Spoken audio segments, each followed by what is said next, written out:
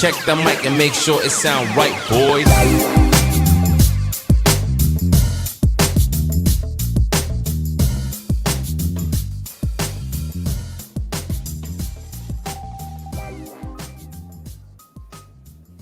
Welcome one and all to the Defiant Takes Football Show. I'm Max Dean. You can find me on Twitter at @TheMaxDean, and I am here with Kyron Samuels at Kyron Samuels on Twitter. He is our offensive line expert and insider, and I'm also here with Nick Merriam at Nick with Sports on Twitter, our director of draft content and scouting. And that's a key role today because we are going to do our first mock draft post free agency. We're going to go through every pick in the first round. We're really going to take our time with it. It's going to take the full show. And what we're going to do is we are going to collaboratively come to a live decision on what pick we think should be made. So if we want to do trades, we'll talk about that. If we want to, move up, move down. And we are going to rotate with picks so that there is a final voice in any decision, just in case there is any debate over who should be selected. So first of all, Kyron, how you doing today, man? Doing pretty good. I'm really excited to get into it. Honestly, I'm not going to be much of use here till about the fifth pick because I don't really care about the quarterbacks. Unlike everybody else, I don't really have an opinion about the quarterbacks one way or the other. I don't think there's much of a wrong answer here. I truly do not believe that there's a huge discrepancy between 1 through 3 here. If you're talking about being able to mold a guy to what you want for your system. So I'm going to let you guys really kick it off, the first 4 or 5 picks, and then we'll start getting to the more positional guys, and that's when I'll start to chime in a little bit more. Okay, so then you just be our puppet GM for at least one pick in the top 5. Okay, Nick, how you doing today, man? I'm doing well. I'm up in Boston. I'm at I'm at a different location now than normal, right? So I'm at my roommate in my junior year. I haven't seen since he was a year older than me, so I haven't seen him in a while. So I'm visiting him, and he, just young adult things. He lost his job, so a little emotional support maybe. So I'm up here, and we're working on career stuff, and also having some fun. Nice. Okay. Well, best of luck to him. Appreciate you coming on with us from afar. And that's the beauty of the modern age, right? You can do podcasts and live streams from just about anywhere. Okay. I want to shout out Noah Ashley, our producer. He is at Noah Ashley Sports on Twitter. Noah, how you doing today, man? Doing well. Happy to be here. Another good week of off-season football. Are you nervous about who we're going to select for the Colts today? No, not really. I'm tired of the quarterback discourse, honestly. It gets old fast, especially when when you're taking one. It's going to be one of 3 guys, and it's just we've had 2 months of this, so more than that. All right, let's see how it all shakes out. So, Nick, we're going to have you go first. I'll go second. Kyron, you can go third. And essentially, we're just going to talk about it. Let me pull up our mock draft simulator here, just so that I can keep tabs on everything. There she is. Okay. All right. I'll shout out PFF for the mock draft simulator. It's getting better every year, and that is what we are going to use today. Okay. So do we want to do this as if it's predictive, or do you want me to just pick who I would pick? Because that does change up who I take with the first pick with Carolina. I think the way that we have the conversation structured, we will get a lot of tastes of who we would pick, but I think ultimately we should go predictive. Okay. Well, I mean, we should make it clear at this point, basically, based on everything we've talked about. If I'm Carolina with the first pick, I'm drafting Bryce Young. We have talked about how he's the high floor quarterback prospect in this draft. He's probably the most ready year one, just fitting in the NFL system based on simple things like checks and line of scrimmage and just ability to read defenses beyond initial coverage motion. However, I think they're going to take CJ Stroud. I think the history of the quarterbacks that Frank Reich has coached, some of the people he's brought in, you kind of look at he's used a lot more tools. Because this is a guy who went and decided when he was in Indy that he was going to bring back Carson Wentz, and I don't think was on board when Wentz left this past offseason. I don't think they're beholden to 6'5 QBs, so I don't think they're looking necessarily to definitely draft a Levis or Richardson here. But I think if they do put a level of importance on physical traits, CJ Stroud is probably the highest floor player in this draft class. And when you trade up to this point, you kind of want to have a high floor guy. I think for the most part, we talked about before in the show, like I wouldn't be against it if they were to take Anthony Richardson, but I think historically speaking, like teams don't generally trade up for that type of player at the quarterback position as often as we like to think. I know the Bills did with Allen, but it was a little lower in the draft. And, it happens more like in like the 7 to pick 15 range, when guys are slipping. Generally when it's been a top of the pick type player, it's been like the Jared Goffs of the world, right? So I think that's what we're going to see. I think Carolina will eventually land on CJ Stroud. We heard, Josh McCown talk about how much he liked Stroud in that video with I can't name the particular page. They're in a football page that I guess can't. Think about the QB school, I believe. The QB school, okay. Maybe I'm not 100% sure. That might be JT O'Sullivan's thing, but I think that there's enough connections there so far, and based on the way the Panthers, I think, are hiring, that you can say that I think Stroud is the favorite and should be the favorite right now for the number 1 pick, and I think the odds reflect that, of course. Yeah, I have a tendency to think that's the direction that they're going now as well. I can't remember exactly where I heard this, but he's the guy that you can come to a consensus on, right? Because if you want the big, not that he's huge, but he certainly has requisite size for most. Strong arm, a lot of arm talent, accuracy, played in a big school, had a lot of starts. He just checks so many boxes that when you have a lot of different voices, this is probably the guy that guys are going to be able to come to an agreement on. Bryce Young is polarizing. I don't think CJ Stroud is polarizing, really. He's kind of been either the number 1 or number 2 for most people up until, some of the testing had come to pass for guys like Richardson in the combine. So I have a tendency to think that's where it's going. Kyron, what about you? I would lean Stroud just based off the noise, but I have zero idea, to be completely honest, because I've heard from people close to the organization that they really do love Bryce Young and that they also really like Anthony Richardson. So who knows what's going to happen here? We don't know if this is a smoke and mirrors to try to dummy the Texans into trading up one spot or getting somebody else to trade up. We don't know what's going on truly here. So based on the noise, I would just assume Stroud.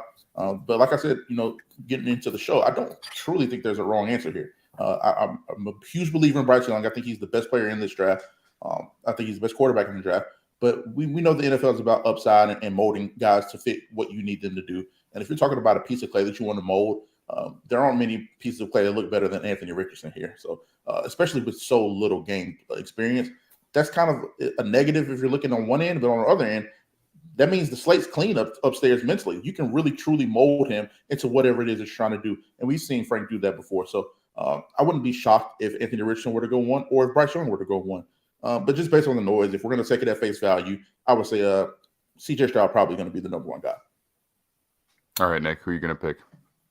Yeah, we're going to take Stroud. And I think Kyron's completely right here. I don't think that they've even nailed it down yet. I think that leading Stroud is probably where they are at currently. But I do truly believe, based on the things that we've talked about, we've heard from the media, that the Niners traded up, a couple of years back. And I think Mac Jones was like the guy they expected to take 3, and they ended up taking Trey Lance. So, I think there's a truth to teams trading up for quarterbacks and thinking we are comfortable with multiple players and we'll figure it out in the next couple months. Or, maybe they are trying to dummy the Texans. I think they'd be fine with that as well, especially if they like more than one quarterback.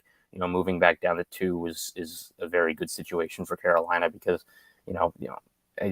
Stroud is their favorite. They can't operate in a way that's like Stroud is so much better than Bryce Young plus whatever that pick looks like they get for moving back a spot that you have to take him at 1. So I think it wouldn't even be bad process to not like. It'd be probably better process to be not certain at this point because just so many things can happen over the next month and a half here before we have to actually pick players. All right, CJ Stroud it is. And to be honest, I feel like that makes pick number 2 pretty easy because, well, you might say that there are no wrong answers. I think there's a best answer in this case in terms of the stability that he's going to bring to the organization that has desperately needed it. It just makes all the sense in the world that Bryce Young would be going to the Houston Texans here. The coach has connections to the school. Now, that shouldn't rule the decision, but I think that it probably plays a part there. I think he's a great fit for the system as well. So, I mean, if you guys want to try and talk me out of that, then you certainly have the opportunity. But I mean, this might be the easiest pick that we make all day. What do you think, Nick?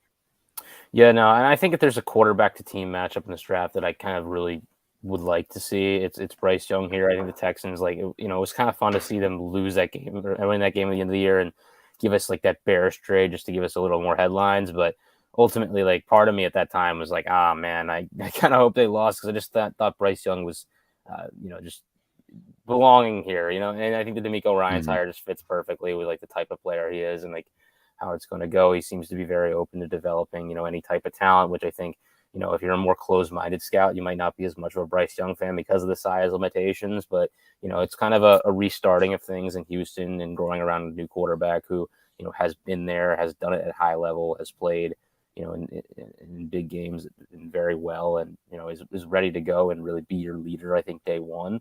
I think this is the franchise that needs it most. Carolina, they need a quarterback, but they have other pieces. They more just need the good play. I think Houston legitimately needs like the personality of a quarterback who's the best player on their team. And Bryce Young is that guy in this draft, in my opinion. And just, I don't know that Young will be here necessarily, but I think, Houston, I feel more should be, I don't want to say locked into Young, but like leaning Young than Carolina should be leaning any one player.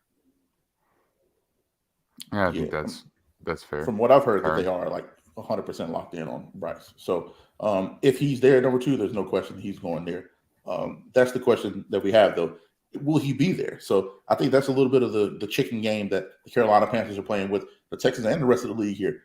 If you really love your guy, you aren't 100% sure that we aren't going to take him at the first spot. So they're trying to play chicken here a little bit and see if they could get something in return. But if Bryce is there too, he's going to the Texans. So like you said, I can't think of a better fit if we're talking about quarterback to team, what they need, what they have been yearning for. I mean, they had Deshaun Watson there. We know what he was when he was there. Absolutely. He's a really, really good quarterback. But you know how that situation ended even before all the news broke and all that happened, what happened. So for them to get another stable guy in there, high floor guy, and you also have to look at how they've moved this offseason. They just extended Laramie Tunsil yesterday and made him the highest paid left tackle in the NFL. They went out and acquired Shaq Mason at right guard. You have Titus Howard at right tackle, book in there. So you have probably the best tackle duo in the NFL locked up for the foreseeable future. You upgraded right guard significantly. You got you one of the I would say he's a top 6 to 8 guard in football, Shaq Mason. He's extremely underrated for what he does and what he provides, especially in the run game. And you have, I think they're going to be looking for a center in the draft, maybe, but Scotty Quisenberry, solid player. He's a starter. If we can get that left guard, Kenyon Green, that rookie, going into his second year to kind of make that leap and make that jump, you're looking at one of the 8 to 10 best offensive line units in the NFL, and that's just at the base floor. If they could actually, if we could see those guys on the interior make a step up, they could be pushing towards that top 6-7 range by the end of this season. So I'm really excited to see what they do there. But that just goes to show you they're tooling up for their guy. What's the concern about Bryce Young? His size, his durability, all that stuff. They're trying to shore up the offensive line and make sure that unit is ready to go. So when they get that kid in there, there's no concerns. You can just go let him develop and play ball. And like we talked about this in our AFC South preview, the division isn't that great. I mean, there's a legitimate possibility 9-10 wins can win that division pretty easily. So we all expect the Jaguars to be solid again and get back to where they are. But there's no guarantees in this game of football, especially in the NFL. You never know how it ebbs and flows. So the Texans are redeveloping. They're kind of like starting from scratch, if you will. But who knows? With the good year this year, they get that guy Bryce Young, that offensive line holds up like we think they are. They could be right there at the end of the year. So I think Bryce is the guy. Yeah. I mean, I think we can lock it in. Bryce Young, quarterback from Alabama. It looks like, no, you've already done that. So easy choice and pretty clear that if that's the way that it goes, that he is available, then that's going to be their guy. We'll see about the Texans and how they perform this year. Ultimately, I do expect the defense to take a major step forward under D'Amico Ryans, but we got to see. All right, pick number 3. All right, Kyron. So you're going to lead the way on this one now. The Arizona Cardinals are here at 3. Now, we have to kind of preface who is potentially moving up to this spot, because we've got the Colts at 4. We know that they want to draft a quarterback. I mean, they're about as hungry as any other team right now. I think the Raiders at 7 are also pretty hungry for a quarterback. I think going out and getting Jimmy Garoppolo, that's kind of telegraphing that we'd love to get a developmental guy to play until, Garoppolo moves on.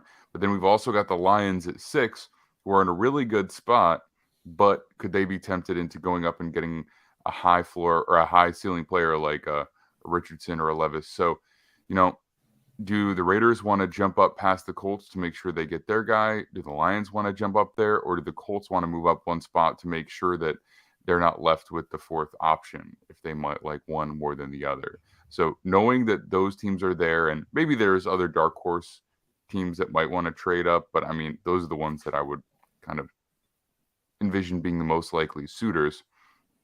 Where would you lead with this pick? And then, of course, if you don't trade, then who would you select? So I've heard from very reliable sources that both have reached out to the Cardinals by moving up, that being the Colts and the Raiders.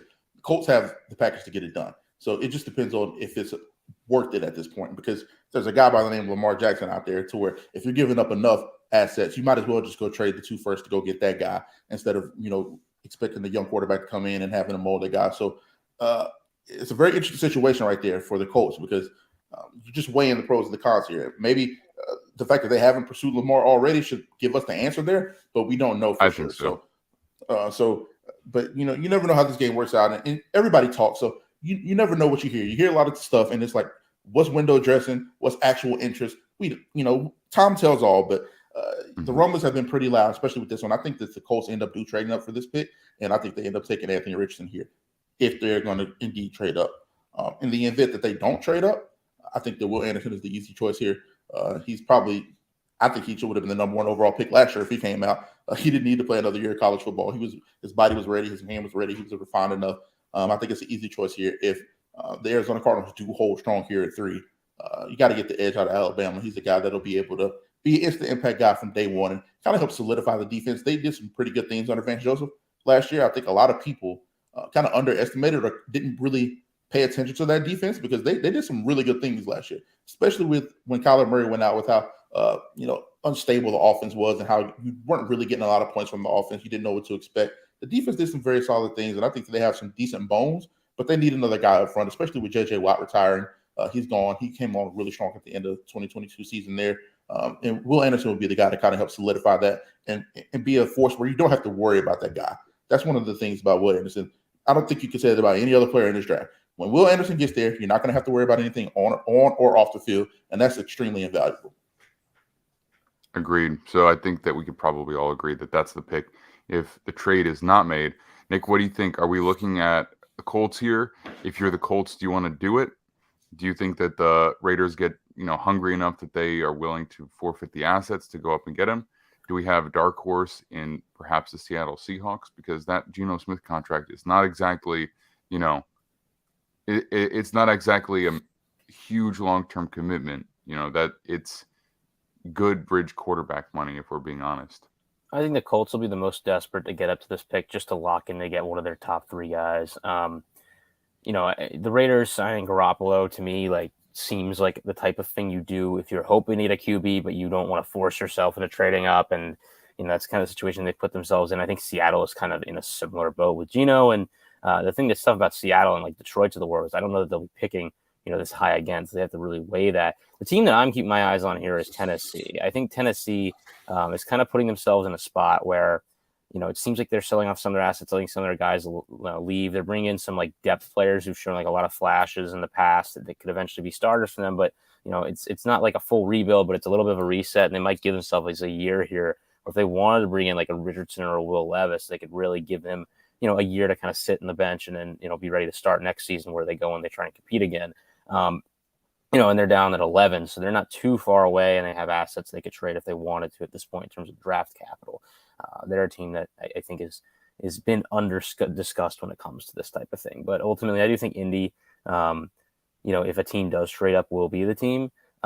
It's an easy one for Arizona because if they, they get a couple picks maybe back, that aren't super high, they're high enough, and then they get to go down a spot, and they still probably get to get Will Anderson. So, if you're Arizona and you want, the best position player in this draft, that's the easy way to do it still.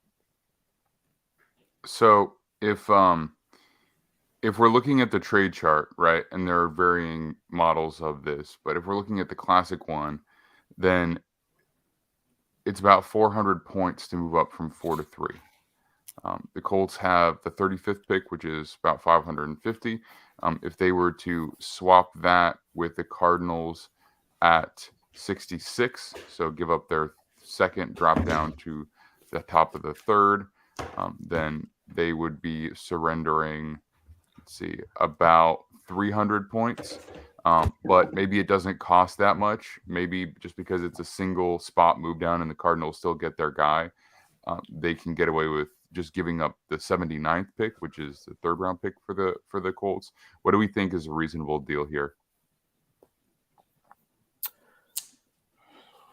I think the second, third round swap sounds about right. I mean, it would be interesting to see if the Cardinals price Indy in a situation where they have to overpay. Now, that happens a lot with these type of trades at the top of the draft. I think if that happens, there's a chance they don't get a trade done because Indy might just say, well, we'll sit at 4 and whatever. We don't want to go play 35th pick here because, I think the Colts probably want to reinforce their offensive line a little bit too. And that's that 35th pick is prime real estate as far as taking that position. So, yeah, I mean, I think that kind of makes sense. I at this very moment, though, I do kind of side with Kyron. I think the Cardinals, if they are choosing between these options, they would probably just take Anderson at 3. Well, I mean, if you're going to have the option to take Anderson 4 and add a third round pick, then why wouldn't you just take it, right? If that's who you want to get in the building, then, I think it's an easy decision, right? You get an extra pick and you get the guy you would have drafted anyway. So it's this, if we're that sold on Anderson, let's move down one pick. Let's pick up the 79th overall pick. You get yourself a third round pick. Don't mess with missing out on the biggest blue chip prospect in the entire draft and just get it done. So what do we think, Kyron? If we have an offer on the table to get the 79th overall pick and move down one spot, are we taking it because you have the decision today? I mean, yeah, you take that. I mean, that's simple math right there. You get the player you want probably still, and you add a pick. And I think you just take that. There's nothing really to go into there. You got to take that one. Okay. All right. So that means that the Indianapolis Colts are moving up to the third overall selection. They're able to take their player of choice. Now, that does extend this conversation slightly, although our next pick is going to be real quick. So if you're the Indianapolis Colts at number 3, you move up, you know which guy you wanted. Is this the Richardson deal? Is this why they move up for that upside? Yeah, in my opinion, this is the Richardson deal right here. You don't move up this. You don't do this for Levis, in my opinion, because while they both have raw tools, they both have some natural God-given ability. Richardson has shown he's a different caliber of athlete. He's a different caliber of specimen, and he's underdeveloped. He's not a guy that has played 5 years of college football, been in 2 major programs, and kind of been through the ropes. He's a guy that's only played 14 games in his entire collegiate career. You're still going to have a lot to mold, and you have the freakish athletic floor. If you're trading up, you're trading up for a guy like that. Because if you're going to have the same problems, right, you're going to have a lot of the same issues with Levis and Richardson. You're probably going to want to bet on the guy who has even more freakish ability and more tools and who's still developing and still learning the game, and he's going to mold into what you want him to mold into a little bit easier. So if you're trading up for that guy. I think that guy's Anthony Richardson. And again, we just talked about it with Bryce Young. The division's not too crazy to where they can't be contenders to win the division in year one. They were in a lot of games last year. The defense is really, really solid. I know you lost Stephon Gilmore to the Cowboys, but presumably you can get you a young guy in the draft. You can trade. We never know what's going to go on here as far as addressing that position. But overall, the bones of the defense are very good. The offensive line 100% needs improvement. But you still have Jonathan Taylor there, who's one of the best, I say one of the 3 to 4 best running backs in the game of football. If you pair him with a guy like Anthony Richardson, the amount of stuff that you can do in the zone read area, I mean, just think about that. Anthony Richardson and Jonathan Taylor giving people fits in that backfield. I think that's the guy that you take, and I think that the expectations could possibly get out of hand too quickly. So that's why I wanted to kind of pump the brakes there a little bit. I'm saying that to say, the division's not that great, and they could be in the playoff picture, but I'm saying that to say people should pump their brakes and realize that this guy is still young, he's still developing, he's still learning. So while you can see the light at the end of the tunnel, know that you got to take the steps to get there first. So Anthony Richardson is the guy. Give him some time to develop, and I think they'll be just good. They'll be all right. Yeah, and I Heard think that, Nick. Any dispute? I want to say really quick. I think a lot of people, the hyping Kyron's talking about is kind of looking over at Philadelphia and like seeing Sykin come over and seeing like what's going on with Hurts and how well that's developed and how well it's gone. Indy might not be as talented of a roster, first of all, but I think really the way people should look at the Philly development curve is they shouldn't look at this past season. They should look at really Hurts the year before and think about that's the floor of this offense. And they might not reach the level of what they had this past season, and that's because a lot of teams don't. It's really hard to get to that good of a team, but that floor of the year before where they win 9 games with a defense that was pretty good, but really just a rushing offense that was built through a good offensive line and Hurts and a decent running back and Miles Sanders and a couple extra weapons. The Colts can replicate that with what they have, especially with maybe more impressive running threats in terms of Taylor and Richardson. Maybe not as good of an O-line, which might be more important, but they have the personnel in place in terms of coaching staff to replicate that again. All right, so let's lock it in.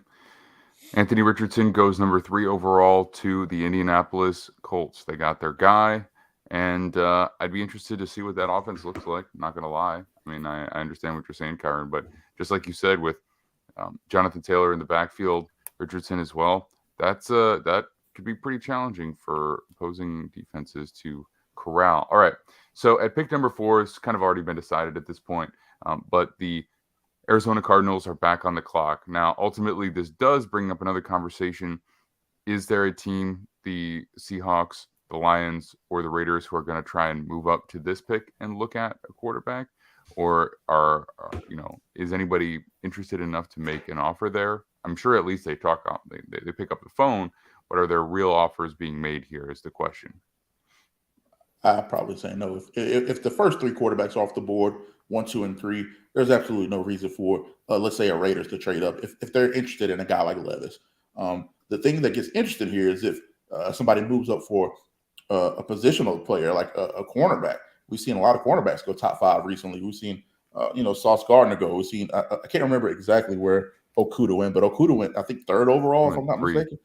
Yeah, so we've seen teams reach for corners here lately. So I don't think we do get a trade up, it wouldn't be for a quarterback. It'd be for either 1, a Jalen Carter, or 2, a cornerback, either Witherspoon or Gonzalez. So that's what I'd be interested to see. If we get somebody that are a little bit desperate for these positional players, especially on the interior defensive line and at cornerback, I think that's where we maybe could get a move up here. But as far as quarterback, I don't think that the Raiders will have to move up if Levis is the guy that they're interested in at that point. So that'll be really interesting to see. Yeah, I think there's a lack of maybe a wanting to send assets once you get to QB4 here, which I do think surprising to me. I didn't think we get to a point here where the discussion would be the Levis was kind of QB4, but it sounds like, and maybe Kyron, maybe I'm wrong about this. Maybe some teams have him as in their top 3, but it sounds like the way we've moved in this discussion, just based on the way the combine went for Stroud and Richardson, the way things already for Bryce Young, that Levis is kind of sitting, maybe a little bit behind those 3. And I think if you're a team like Seattle, Detroit, or the Raiders, or even Tennessee, maybe Tennessee to a lesser extent because they could trade from 11 to 8 or something later in the first round. They're more likely to wait on a guy like this than to move up. And I think if you're Arizona, you already moved back, got a 3rd round pick. Will Anderson's sitting right there, and they really do need specifically that type of edge rusher who can stand up and play kind of that outside linebacker spot. So I think that's almost certainly what direction we're going in here. When you look at who's picking throughout the rest of the top 10, I mean, I think the 2 teams that stand out as probably needing cornerback play would either be the Lions or the Eagles. I think, but neither is desperate, really, I think. Yeah. Is the thing, Yeah, I agree. And I think neither is truly desperate to make that move. And as you look down, there's just nobody else that jumps up. And if you got 2 guys that you like, probably hard to justify making that pick. So to me, this is the opportunity for the Cardinals to add a premier pass rusher at 4th overall, get their guy. As much as they need offensive line help, they're just going to have to address that in a different way, maybe later in the draft, maybe with a trade. But, this is where they get Will Anderson. Kyron, do you have, we talked about this already. I'm not sure how much we need to hash it out again, but No. Any final thoughts? Do you want to make a real case for the Cardinals to do anything other than Will Anderson Jr. at 4? Not at all. If Will Anderson is there and if nobody's serious about trading up, I mean, it's a no-brainer here. The only thing that would be interesting to me is if Jalen Carter somehow checks the boxes off. If people are somewhat comfortable with him going into the draft, I think that's a real conversation that they could have when you have the ability to match a guy like Jalen Carter with Zach Allen on that front, because they've seriously invested into Zach Allen and think he's a guy. So if you're serious about doing stuff like that, then hey, maybe that's the case. But other than that, I don't see any viable scenario where you take anything other than Will Anderson. All right, Nick, you make the final call. Yep, Will Anderson. All right.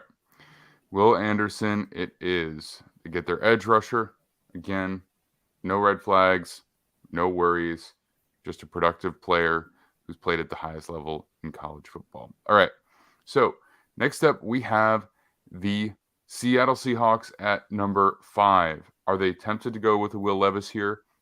We kind of talked about it. We know that they need a pass rusher.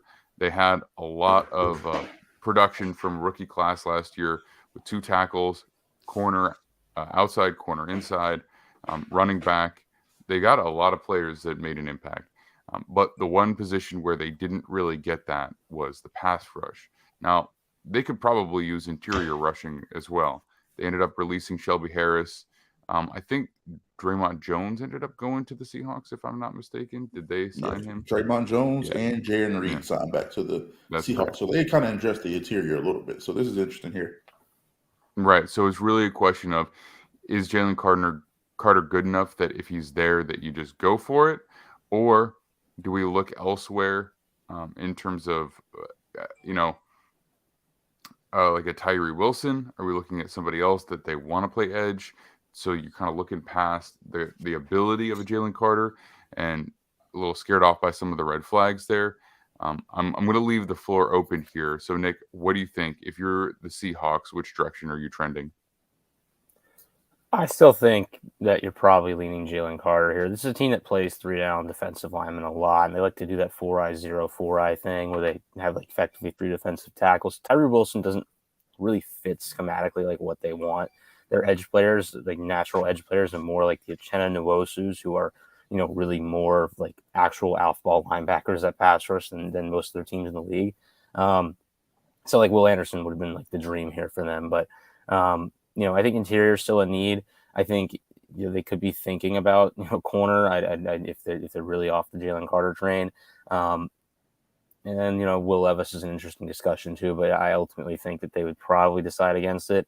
And it's been, talked about a lot in media, so I hate to sound like a broken record and repeat what everyone else is saying, but Seattle's liked in the past to take some guys with some off-field concerns and kind of, help them develop into, professionals, and they've made it work for the most part. They had the one kid from Michigan State who unfortunately didn't quite, turn in a great career, but other than that, they've had some really, really nice selections, kind of just allowing guys to kind of come into to what has been a nice culture and a great place, learn football and continue to grow as effectively young men, which they are. And I think Jalen Carter needs that right now, and I think this is a good spot for him. All right. What about you, Kyron? Jalen Carter? I actually think they're going to go Levis here. I just think the way that they move this offseason has been, especially in the free agency period, has been a team that is stalking up to take a quarterback. You signed Geno, you gave him his money. He's going to be your guy for the next 2 to 3 years. It sounds like a perfect scenario for a young guy like a Will Levis here. You have to make a transition at some point. I don't think that, Geno's, I'm not sure how old he is. I think he's like 32, 33. He's getting up there a little bit in age. Even though he's presumably at his peak right now, you're going to have to transition here soon. So I think Levis is the guy that they're going to take here. You don't go out and pay a Draymond Jones, and you don't go sign Jaron Reed, who's not cheap, who's a guy that's been at a Pro Bowl level, who's been there with you. He's a starter. He's been a starter for 6-7 years in this league. He's not a guy I don't think that's going to, sign to a place knowing he's coming off the bench. And if you're drafting a Jalen Carter at 5, you're expecting that guy to be on the field and start day one, be immediate impact, and he's going to be the guy. So unless they're expecting Jaron Reed to take a significant step back, I would expect, them to go other than D-tackle in the draft, at least this early. So I don't think they move like a team that's going to take a defensive guy at all. I think they're going to either go, they're going to go quarterback here or trade back. I mean, I think that it behooves them to trade back at this spot. I don't know who would trade up if there be any rumbles maybe a Raiders want to get up and take a guy like Levis here at 5. I think that could be a scenario where they wouldn't have to give up nearly as much to go from 7 to 5 as they would go from 7 to 2 or 7 to 1 like we saw. So I think that they could trade back, and that would probably be the best case scenario for them, because then you just take best player available at that point. But I think that Levis is the guy here if they stay firm at 5, because I think they address their interior needs enough to where they could just maybe get another vet presence through free agency or draft later in the draft. But you don't spend a prime pick like number 5 on a guy where you just signed one great and one really good interior guy. So that's where I kind of stand on that. I'm not 100% sure if anybody would be interested outside of the Raiders for trading up for that spot, but that's the scenario that I see playing out. Well, so then that begs the question. I kind of agree with you. The moves that the Seahawks have made have kind of set them up that, taking a younger quarterback is in the cards for them. But do they need to go with the top 5 pick here with a Will Levis if they've got Geno Smith for, 2 additional years? Or does that mean they take a little bit more of a developmental prospect a little bit later in the draft, especially having a number of picks already? I think that's the real question here, because I think they're primed to draft one, but when is the question? And do you feel pressured to play Will Levis if you take him top 5 and you gave Geno Smith a contract that, is not top of the market, but it's certainly, the kind of, it implies that player is going to be starting for you for a year or two. And it's good value, but, are we looking at a Hendon Hooker? Is that the kind of player that they might be looking at more so than a Will Levis? What do we think? Yeah, maybe. I think the one thing I push back on in terms of Seattle's action is just, having watched this team very closely, working with SIS this year, I do know their defensive tackle splits look like they will have 6 different guys that play 20 snaps a game. So they don't really have general starters on the defensive line. Like Quentin Jefferson's gone. I think they have this guy Mane who plays a good amount. Shelby Harris got cut. He also played a whole lot, but they had those 3. They had Poona Ford last year. They really will rotate through those guys. So, I don't know that changes maybe when you sign. I like Draymond Jones. I mean, he plays more of the snaps, but I do know schematically that they believe defensive linemen shouldn't be on the field for more than 30 snaps. And that's the same with their edge players too. Right. Well, I think also you look at it with an odd front, you can have quite a few guys out there. And then when you do get into the pass rushing situations, I think Jaron Reed is a fine pass rusher, as a pusher, but he's not really, shredding the game for you. He's not making big time plays. I think Jalen Carter is that guy, especially next to a Draymond Jones. So, I mean, my leaning here would be to address quarterback later in the draft, not take Will Levis, who everyone is going to be, pushing to see start or get on the field. You roll with the quarterback that you signed, and then look to add somebody a little bit later down the line. And so my leaning is still Jalen Carter here just because of the talent. But unless you know something, Kyron, that the red flags are maybe more dramatic than even we know, then it seems like the talent would be hard to pass up on to me, especially because they've already got corner in the bag. Yeah, I mean, the red flag thing, everything that you would think would be a red flag, you've already seen. There's no skeletons in the closet with this guy. So that's a good thing from that perspective. It's there's no other dirt to dig up here. He's already had it aired out. He's already beat the case, essentially. He's not even going to be prosecuted for anything. It's just a bad smudge on his name and a learning experience, hopefully, because those type of situations only going to get amplified when you get millions and millions and millions of dollars. You're going to have more time on your hands than ever. People don't really consider this about college guys going up to professional ranks. When you're in college, you still have, it's almost militant to an extent. You have to be up at a certain amount of time. You have to go eat at a certain amount of time. You have to go to treatment. You have to go to meetings. You have to go do this. You have to go do that. People are checking you off. You have to go check in with these people every day. He's not going to have that anymore. He's going to have millions and millions of dollars and more time than he's ever had in his life to do whatever he wants to do. So that is a concern, and that's what people are talking about. But I have no doubts that he'll be okay. I mean, most of the stuff that he's gotten in trouble with has been typical college kid stuff. I mean, he got in a fight at a bar. I mean, how many times have people gotten in a fight at a bar in college? I mean, he was doing some stupid stuff with his friends, racing, shouldn't have been speeding. But if we're talking about the crime itself, which isn't even a crime, speeding. I mean, people speed every day. People get in trouble for speeding all the time. It's not like he's doing. I'm not talking about. Let's not pretend racing is the same thing as speeding. But I hear you. Oh, no. My point is that he was doing college kid stuff. These are things that college kids do all the time. If he had got caught with a bunch of drugs, I'd be a lot more concerned about that. A guy that's potentially involved in some drug activity. If he had gotten caught with a bunch of guns, I'd be much more alarmed with stuff like that. Because why do you need guns? If you're around the type of people where you're going to need to protect yourself in that manner, those are the type of things that I would be a lot more weary about if we're talking about character issues and stuff like that. If we're talking about red flag off the field stuff. But it was a college kid being a college kid. Hopefully he grows and he learns, especially in a culture like the Seattle Seahawks, which Nick kind of touched on and mentioned here. They have been notorious. We can look at the Patriots, the Steelers as well. They've taken guys that kind of had some off the field stuff, some concerns, some red flags, as you would say, and they've really nurtured those guys and turned those guys into consummate professionals. So if there was a situation for him that would be ideal, it would probably be for the Seattle Seahawks.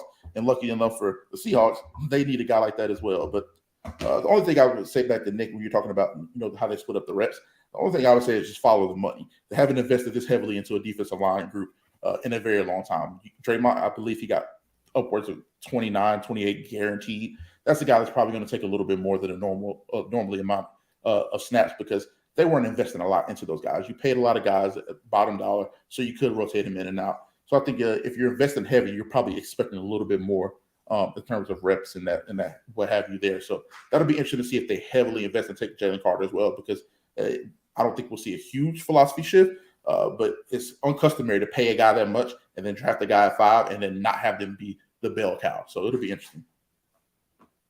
Well, I will say this too. I mean, we've seen a lot of teams invest exceptionally heavily at the defensive line position and not be stressed that they're doubling down on it. Commanders are one, 49ers are another, the Eagles are another. I mean, they had Javon Hargrave and Fletcher Cox, and they had no issue going out and drafting Jordan Davis. The 49ers, they already have Javon Kinlaw. They already have, Eric Armstead. He's certainly not, traditional defensive tackle, but they were more than happy to go out and pay Javon Hargrave this offseason, the Commanders as well. So I kind of have a tendency to believe that it's just one of those situations where it's like, if you have this kind of talent available, then you just pull the trigger on it if you're not going to go quarterback. So I'm going to make the executive decision here. Jalen Carter is going to the Seattle Seahawks at number 5. And I also kind of have the feeling that they thought maybe they'd have a shot at Will Anderson and Jalen Carter would be the one that's more likely gone. But if it plays out like this, I think you just do it. Okay.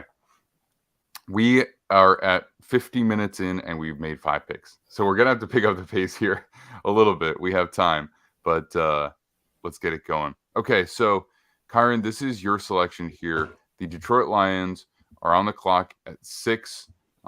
They could use an interior defender themselves. They could also use corner. They've made a fair number of signings in the secondary, but I don't think that would deter them from making a top-tier draft selection like a Devon Witherspoon here either. So I think it really just should come down to which player you like the best and not necessarily which one of those positions you feel like you need more, in quotes. But what do you think about it? I think they definitely go corner here. I think it's either between Witherspoon or Christian Gonzalez out of Oregon, and I like Witherspoon a little bit better. I think he's a little bit – well, I know he's a lot more stout in the run game. He's much more physical. He's much more aggressive. You see him running the alley like a safety sometimes. It's almost impressive how instinctive this guy is. And I don't even want to just give it all to instincts because he looks like he just knows what play is coming before it's ran sometimes. That's film study to me. That's development of the mental side of the game. That's processing ability. So I think that he has a huge, huge upside as well, because I think that when you go to a system like this with the Detroit Lions, it's going to give him the ability to use some of that natural instinct and those developmental skills that he has mentally and go make a lot of plays for a team that has really needed it. So I think Devin Witherspoon is the guy here for me. I love what he does, and he just seems like a Dan Campbell guy, right? You think about that culture and that physicality and that toughness and that brand of football that the Lions like to play or are trying to establish playing. This is a guy that fits that mold 110%, and I wouldn't be shocked if he goes here. Yep, fully agreed. Yeah, I mean, he's my cornerback one. He's who I'd lean here. I think that Tyree Wilson will be a part of discussions here. I know they need a corner kind of just because they've signed some guys to shorter deals, but they also signed those guys so they could kind of fill up the room. And this is a team that I just know philosophically loves to just load up the D line, kind of like we just talked about in the past. Like they don't mind having, rotational pieces on the D line who are like really good players. So I wouldn't be shocked by that either. But Witherspoon makes sense. Yeah, I think you can look at defensive line with the second first-round pick potentially, but you've got to get a guy who's going to be able to match up to at least some degree with Justin Jefferson, right? He's in your division. He shreds you twice a year, every single year. So you've got to get a guy who can at least slow him down a little bit. And as much as signings that they brought in have helped the team, I still think you need that number one corner. I think that's, kind of a glaring need for you. So that's what makes sense to me. So Kyron, it's your call. You're going to make it official? Yeah, let's go Devin Witherspoon here, cornerback out of Illinois. Perfect fit here. All right. Beautiful. So we are back to the Las Vegas Raiders. We've talked about them a fair amount, looking at a quarterback. There's only one of the top prospects left on the board. To me, I'd be sweating if I was them, if I stayed pat here, that one of these other teams is going to take this guy, because at that point, then you're kind of riding Jimmy G a little bit harder than maybe you wanted to, especially with the injury issues that he's had over the course of his career. So you kind of want a guy waiting in the wings to be able to get on the field relatively early. And so the fact that he's still here is great for them. Now, Nick, you get to make this pick. Is there anywhere else that you're leaning, or is this just a hand in the card and go home? Yeah, I mean, personally, for me, like I'm wondering if Levis is worth the 7th pick for me. You really need a quarterback. I like Garoppolo. I think Garoppolo is, probably a better player this year than Levis is going to be. Now next year, your projection is what matters. Like, what is Levis going to be? For me, it's a really interesting debate because I think his ceiling as a quarterback is probably in that tier of player that's not quite, at the highest of end, which some of these top 3 players, I think, all kind of reach. But I think he is a good quarterback, so it's probably this is not a great roster. It's not like one that I think you can like look at Garoppolo and be like, let's add Tyree Wilson, let's add a corner, and we can go compete. Maybe make a playoff spot, especially in that division with Mahomes and Herbert, right? And like the Broncos dumping money into their offensive line, and getting Sean Payton as their head coach as well. Because of all that, I think you kind of have to play long game here a little bit. Which makes me lean Levis. Maybe prior to Denver paying a bunch of money in offseason, I would have thought more about a Christian Gonzalez or Tyree Wilson here, but it seems difficult to really expect that this team will be winning a ton of games this year. Kyron? Yeah, I have it on good word that they're going to take a quarterback. So if he's the only quarterback left there, I mean, in our draft, he's the only quarterback left there. So I would take Levis. And I think you have to address the situation, and you can't just take a guy late in the draft. You can't just go pick up anybody off the street because you let Stidham go. I mean, you don't have a backup quarterback at this juncture, really. You have to have a guy that is going to be there potentially if Jimmy G gets hurt. Who we know he's he's been pretty injury prone his entire career, and the Raiders' offensive line isn't that great. The thing here that gets me to believe they're taking a quarterback, there isn't quite a blue chip offensive line prospect good enough to take here at 7. And that's the difference here. Like normally in many other drafts, maybe in the drafts to come, definitely in the drafts before, there's always been a top 5 type, top 7 type of offensive line guy that was a surefire. Everybody agreed on it. Everybody thought he was going to be there. I don't think we have one this year. I think Broderick Jones is probably the best right now. I think he's probably going to end up being the first off the board. From what I'm hearing, Skoronski's starting to dip a little bit because of some fit concerns. There's some, everybody talks about this silly stuff every year, but the arm length stuff, like we didn't just see Rashawn Slater. We saw Rashawn Slater fall for his arm length, and look what he's done in his career so far. So the arm length is starting to, scare a little bit of people off. But I actually hearing that he did kind of quell a little bit of those concerns at the combine because he tested substantially better than what people thought he would. He ran 5 flat, I believe, 40 time. He had some really good jumps. He looked very fluid. So he was much more athletic than a lot of people thought he was. But that's going to be the reason that they drop a little bit. So Levis is the guy here. I think you have to take Levis here just because you have to have a future at quarterback. You have to have some sort of direction. In the event that McDaniels isn't there, if he has another bad season like he had last year, I don't think he survives that as well. So you have to set yourself up to, even if he's gone in the future, McDaniels that is, you have at least something to look for. So you have something to kind of build on, or at least invest to for the immediate future. And you have to take a guy like Levis. Yeah, I think it makes a lot of sense to me. Nick, what do you think? Yeah, we got to go Levis. I just want to say really quick, Skoronski had a pretty good 10 split, and actually the second highest vertical of anybody. Brady Freeland had like this outlier vertical, and Skoronski was like right behind him. But yeah, Levis, if they're going to, you're right. They don't have a backup. They need another quarterback, and I don't think waiting on your guy day 2 and like trying to find a backup there is as certain as finding a guy here at pick 7. So especially when there is a projectable ceiling here, and kind of need to join in this arms race in the AFC West if you want a shot. So offensive coaching staff needs to get their guy, and here's somebody they can build around. Mm-hmm. Yeah, I don't think if you're McDaniels, you can go into this season with Jimmy Garoppolo and be like, this is what I'm doing for you. You know what I mean? Like, this is what I've done to improve the Las Vegas Raiders. So I think this is why you move on from Carr, because this type of move is the plan. All right, pick number 8, we have the Atlanta Falcons. So I mean, quarterback's kind of off the table here at this point. They could use, some depth at wide receiver, but I think after what they've invested in the pass catching options, that's not really realistic. And I don't think there's any linebacker at 8 that you're talking about. So this is really edge all the way for me. So the question is Tyree Wilson the player that they want here?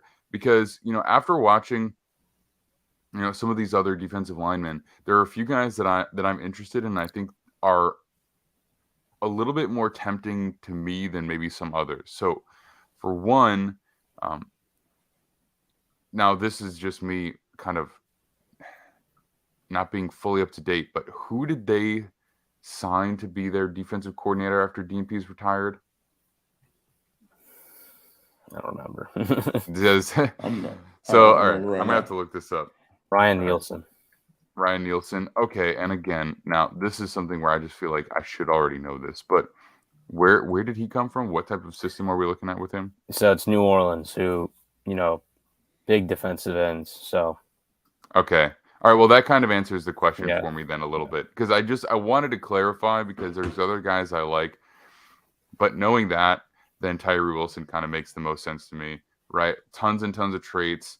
From a production level, there's a couple of other guys that I like more, but knowing that this is the tendency for that coaching tree, then I think that he's the perfect fit. So, Nick, I mean, I want to give you the chance to talk me out of it. I know that you do like Tyree Wilson and that traits are a big deal for you at the defensive end position. So I kind of don't think you'll try and talk me out of it, but you're welcome to if you want to right now. Yeah, I just think with them, like, it's going to be a traits pick here, because I think it's going to be him or Gonzalez. I guess, like, Brian Branch we could talk about too. There's actually some, like, kind of buzz out there that could be the pick here. I wouldn't be shocked. But, I also think Tyree Wilson, like, is a player that they might expect will be off the board by this point, just considering some of the teams ahead of them will be looking at defensive line.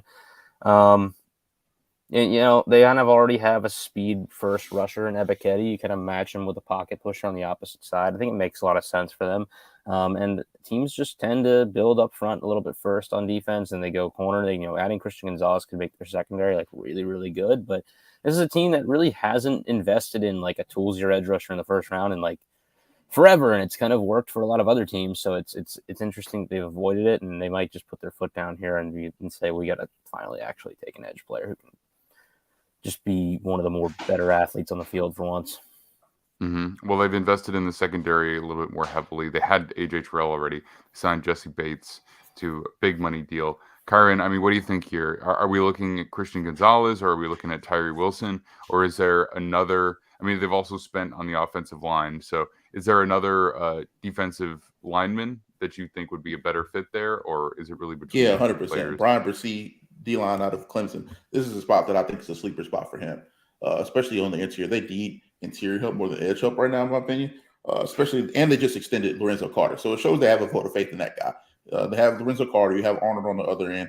I don't know if those guys are potentially good enough to like be the guys, if you will. But you've invested in them. You've shown that those are the guys that you're going to put your money in and your faith in. And I think Brian Bresee is a better fit potentially right next to Grady Jarrett. I mean, you have Grady Jarrett, Brian Bresee on the interior of that defensive line. You talk about wreaking some havoc there and kind of being extremely disruptive. You have two guys that'll be one of the more athletic guys on the interior in the NFL from day one. So I think those would be really good. That would be a really good pick for them. And also, I wouldn't be bad at a Christian Gonzalez. I think you want to take your secondary from good to great. I mean, especially in that division, if you have that secondary, you can potentially, just beat teams off of not giving up vertical threats. So I think Christian Gonzalez makes a lot of sense there. But I love Brian Bresee pick here, and I think it's a sleeper pick. That's interesting that you say that. I mean, for me, their spending on David Onyemata is actually much higher than their spending on Lorenzo Carter. Like, they paid Lorenzo Carter to be like a situational rusher. Like, he only makes like $4.5 million a year, whereas David Onyemata, he's making over $11.5 million a year. So for an interior guy, that's like, I forgot they even got that guy. legitimate starting money. And then they got Grady Jarrett as well. Especially now, I certainly understand wanting to invest in getting multiple guys there, but I think that they're definitely deeper at the interior, and I think edge rusher is kind of the way that I would go here. So, I mean, unless anybody wants to make one last push to convince me otherwise, I think I'm going to go with Tyree Wilson here, but I'll leave the floor for anybody. Yes? No? All right. Yeah. Let's draft him. Tyree Wilson, edge from Texas Tech, is now an Atlanta Falcon. Okay. All right. Kyron, you are up. You have the Chicago Bears at 9. This is a great opportunity for you to draft either a playmaker for Justin Fields or look at your specialty, which is offensive line. We know that they love to get better there. This is a tough one for me because, honestly, I think at this point, it'd almost be more advantageous for them to trade back and acquire more picks at this point, which sounds crazy, but I don't think that there's a player left on the board at this point that is so good that you just have to take him here. There's a lot of guys that are talented, that are decent here, but I would probably just go Skoronski by default. I think you need to add some help on the offensive line. If it were me, I would go offensive line before I went skill position, because I think you can get a skill position player of equal or a little bit lesser value with your second, first round pick. So I think that you could probably go wide receiver and get a Addison type. JSN is my number one. So Jackson Smith-Njigba is probably the guy I think is going to be first off the board. But you can get Addison type player. You can get a Zay Flowers type. You could get some explosive playmakers for your wide receiver room later in the draft. I think you go Skoronski here. You just get somebody that has a lot of upside, whether you play him at guard or tackle, a guy that's going to come in for you day one and be a starter. He's going to be a plug-and-play guy. I don't think he's quite going to be like Rashawn Slater level good, year one, but I think he's going to be a guy that's going to be a significant starter, and he's going to be something that they haven't had in a long time, which is just rock-solid, reliable guys. They've had a lot of projects over the years at offensive line. You look at the Tevin Jenkins, even like the Braxton Jones type guys. Those have been projects, guys you hope to develop into something. I think from day one, Skoronski's going to be a viable, good starter in this league. And they haven't had that in a long time from a draft pick, probably since Kyle Young. So I think you go Skoronski here and give Justin Fields everything he needs to succeed this year, because everybody's on the clock.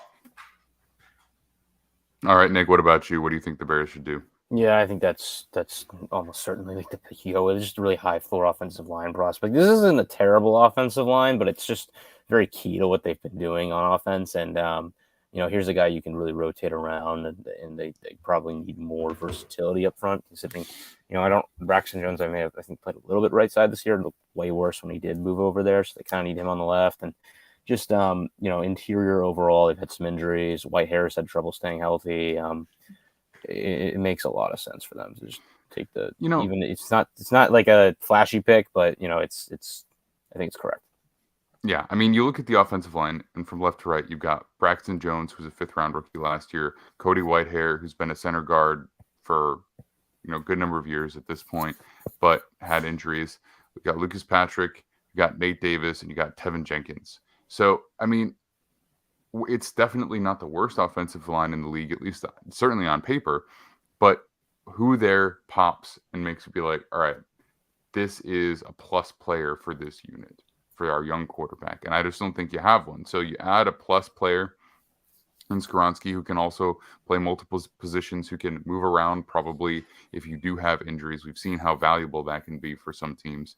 So to me, it makes all the sense in the world. So I'm going to hand it off to you to make the pick official, Kyron. Yeah, we'll just go Peter Skoronski here, offensive lineman, because we don't know if he's going to play guard or tackle here. Offensive lineman out of Northwestern. I think he's the perfect fit for a team like Chicago and a guy like Justin Fields. So excited about this one because I think he's going to help for sure. All right. So we're back to you, Nick. The Eagles are selecting 10th overall. They're your favorite team to be jealous of from within the division. So if you're sitting here at 10, what are we looking at? I mean, they've got back Darius Slay. They got back James Bradbury, so they kept the team together there. They do end up moving on from Chauncey Gardner-Johnson, goes to the Lions, so they could probably use some safety help. So is this the place where they ignore their tendency to ignore safety? It's a weird way of phrasing that, but is this where they say, look, we're going to just go with safety because he's an excellent player in Brian Branch? Or are they going to take another corner that they don't necessarily need to start right away? Is this where they go Kalijah Cansey because they lost to Javon Hargrave and they're just like, let's get this monster and then let's get this guy who's just this force, even though he's smaller than a lot of people would be looking for, or Brian Brzee? Or is this a place where they start looking at other edge defenders as well? I mean, I think, like prior to free agency, everyone was saying, oh yeah, corner, easy. But now, is this where they go back to the offensive line? Is this where they go back to the defensive line that they just love to do? Because I think if there's anything they don't go back to, it's probably wide receiver right now. But so what do you think? I mean, they could technically add a slot guy here if they wanted Jackson Smith and Jigba. I just don't think they will because of the way this offense is designed. They don't really need it as much.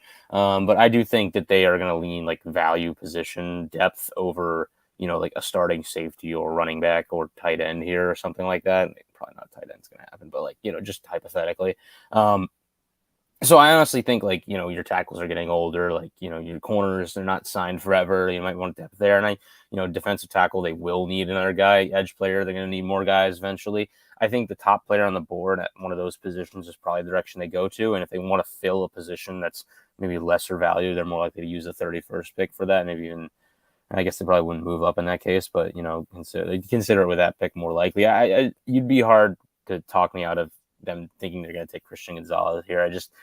He seems to be a guy that's really moved up boards. I like Witherspoon better than him, but based on things I've heard, it sounds like the league might be more leaning Gonzalez just based on the way he tested. And I think Philly, sees a corner like that drop to them in a spot. I have a hard time seeing them not, just pounce on that opportunity. Well, we do know that, corners tend to age out of that role maybe a little bit earlier than some others. Karen, what do you think? Where would the Eagles go? I think they do go Christian Gonzalez here or best available corner. If it's Witherspoon here, then they go Witherspoon. Best available corner here. But where I think they should go is Brian Branch because I think he could be a crazy fit. Him and Reed Blankenship, both of those guys being on the field at the same time. Imagine the versatility and the aggressiveness that you can get. I think that he's just a perfect fit for this team. But I think you do go for the positional value here because you're going. I mean, this is the 10th pick. You're expecting somebody to come in and be a franchise changer, a Pro Bowl type guy at minimum. And I think Brian Branch could be that, but we'll go by position of need. They ended up bringing Slay back, and Bradbury back, so they get their guys back.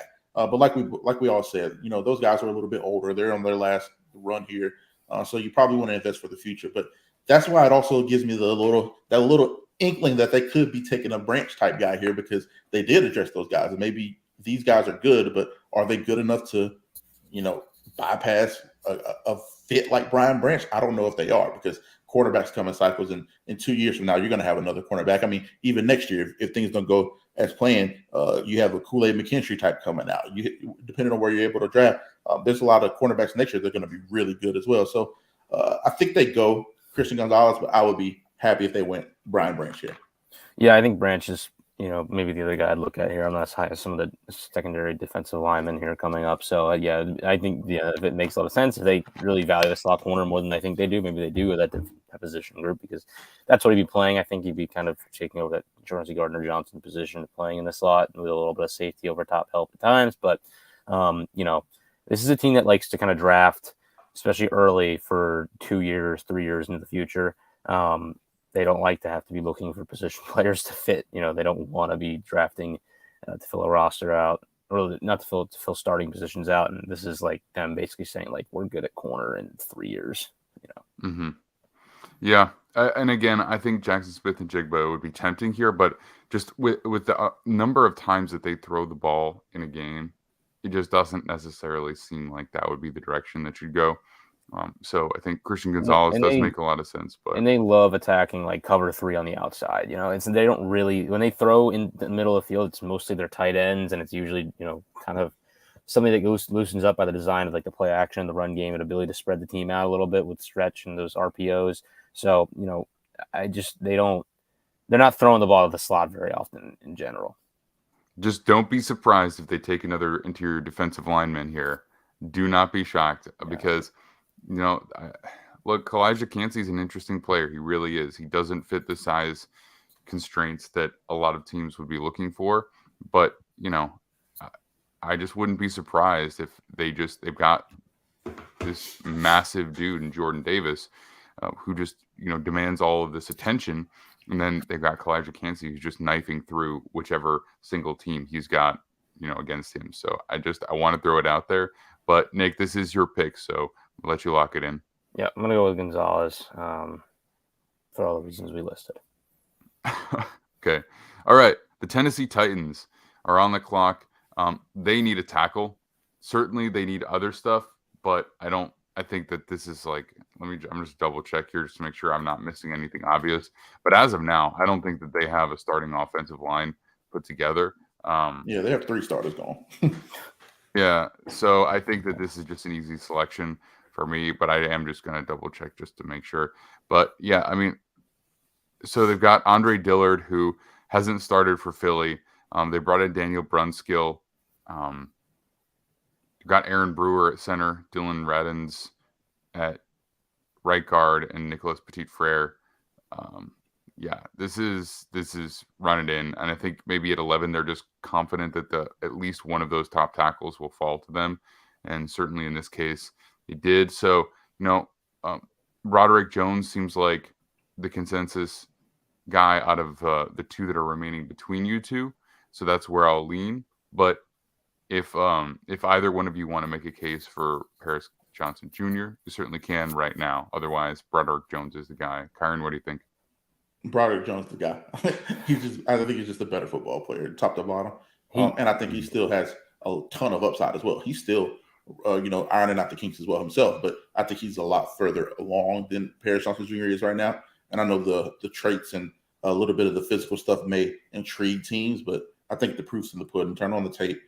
Broderick Jones is a freak, and I think he's only going to get better. So Broderick Jones would be the guy for me. I think O-line play is really hard to get a feel for in terms of the draft. It's tough to see which direction these teams are willing to go in. So, there are a lot of guys here I could see Tennessee taking, quite frankly. I think that I've already heard like teams being wildly different on players like Osiris Torrance, and I think Paris Johnson's also in that world, that realm.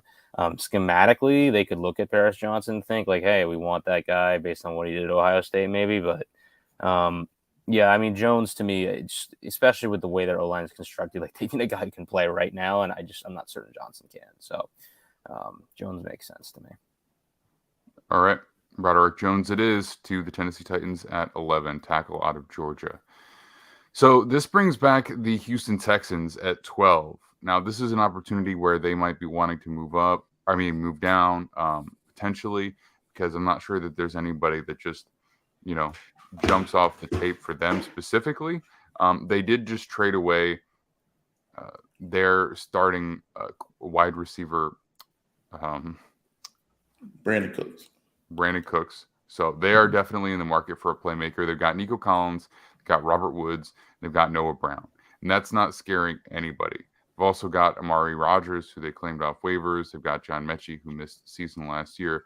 So I think if you're bringing in a young quarterback, you've got to do a little bit more for him in terms of weapons. Sure, it's nice to have Dameon Pierce, but they need somebody who can catch the ball. So, I think if you're looking at a specific position, it's more about flavor here. You've got Quentin Johnson, who a lot of people really like. You've got Jackson Smith and Jigba, who's all of our favorite guy. you've also got Zay Flowers, or you've got, a Jordan Addison down the line too. So, Kyron, this is your pick. Where are you leaning? Are you leaning wide out? And if it is, which one? Or are you looking somewhere else entirely? Definitely looking wide out here, and definitely think Jackson Smith and Jigba is the guy, especially when you think about who you took at quarterback. The dynamic that those two, Bryce Young and Jackson Smith and Jigba, will have would be really incredible. And I think they're two safety valves for each other. You have a young quarterback who needs a guy. You have a wide receiver that needs a dependable quarterback that's going to want the ball a lot and that's going to demand the ball a lot because he's that good. I think they'll be able to bounce off each other for a very long time. And if you have the ability to get a QB1 and a wide receiver 1 in the same draft, I don't think that you could pass that up, especially with the fact that DeMeco Ryans is such a defensive-minded coach. He has a lot of guys that have come over with him, and they took a lot of young guys on defense that are still developing. Essentially, you're getting Christian Harris back, the Alabama linebacker, for a full season next year. He's essentially going to be a rookie. You're going to get him back. You got the guys in the secondary. You got Jimmy Ward added with Derek Stingley and those guys in the back end. They have some very good pieces on that defense, and I trust DeMeco Ryans enough to be able to maybe make it work with a little bit lesser names and guys that aren't as notable, where you could take these picks on offense. And I think that they address the offensive line issue. They have some running backs that have a decent stable, and now you just got to beef up the wide receiver room. So Jackson Smith and Jigba will be where I would lean for all the reasons that I just said. Okay, Nick. Yeah, we're going wide out for sure. I mean, I think that quietly, I think this team will be looking D-line as well, just based on, who they hired as their head coach. And I think that, you might give them a first round pick to select some defense here.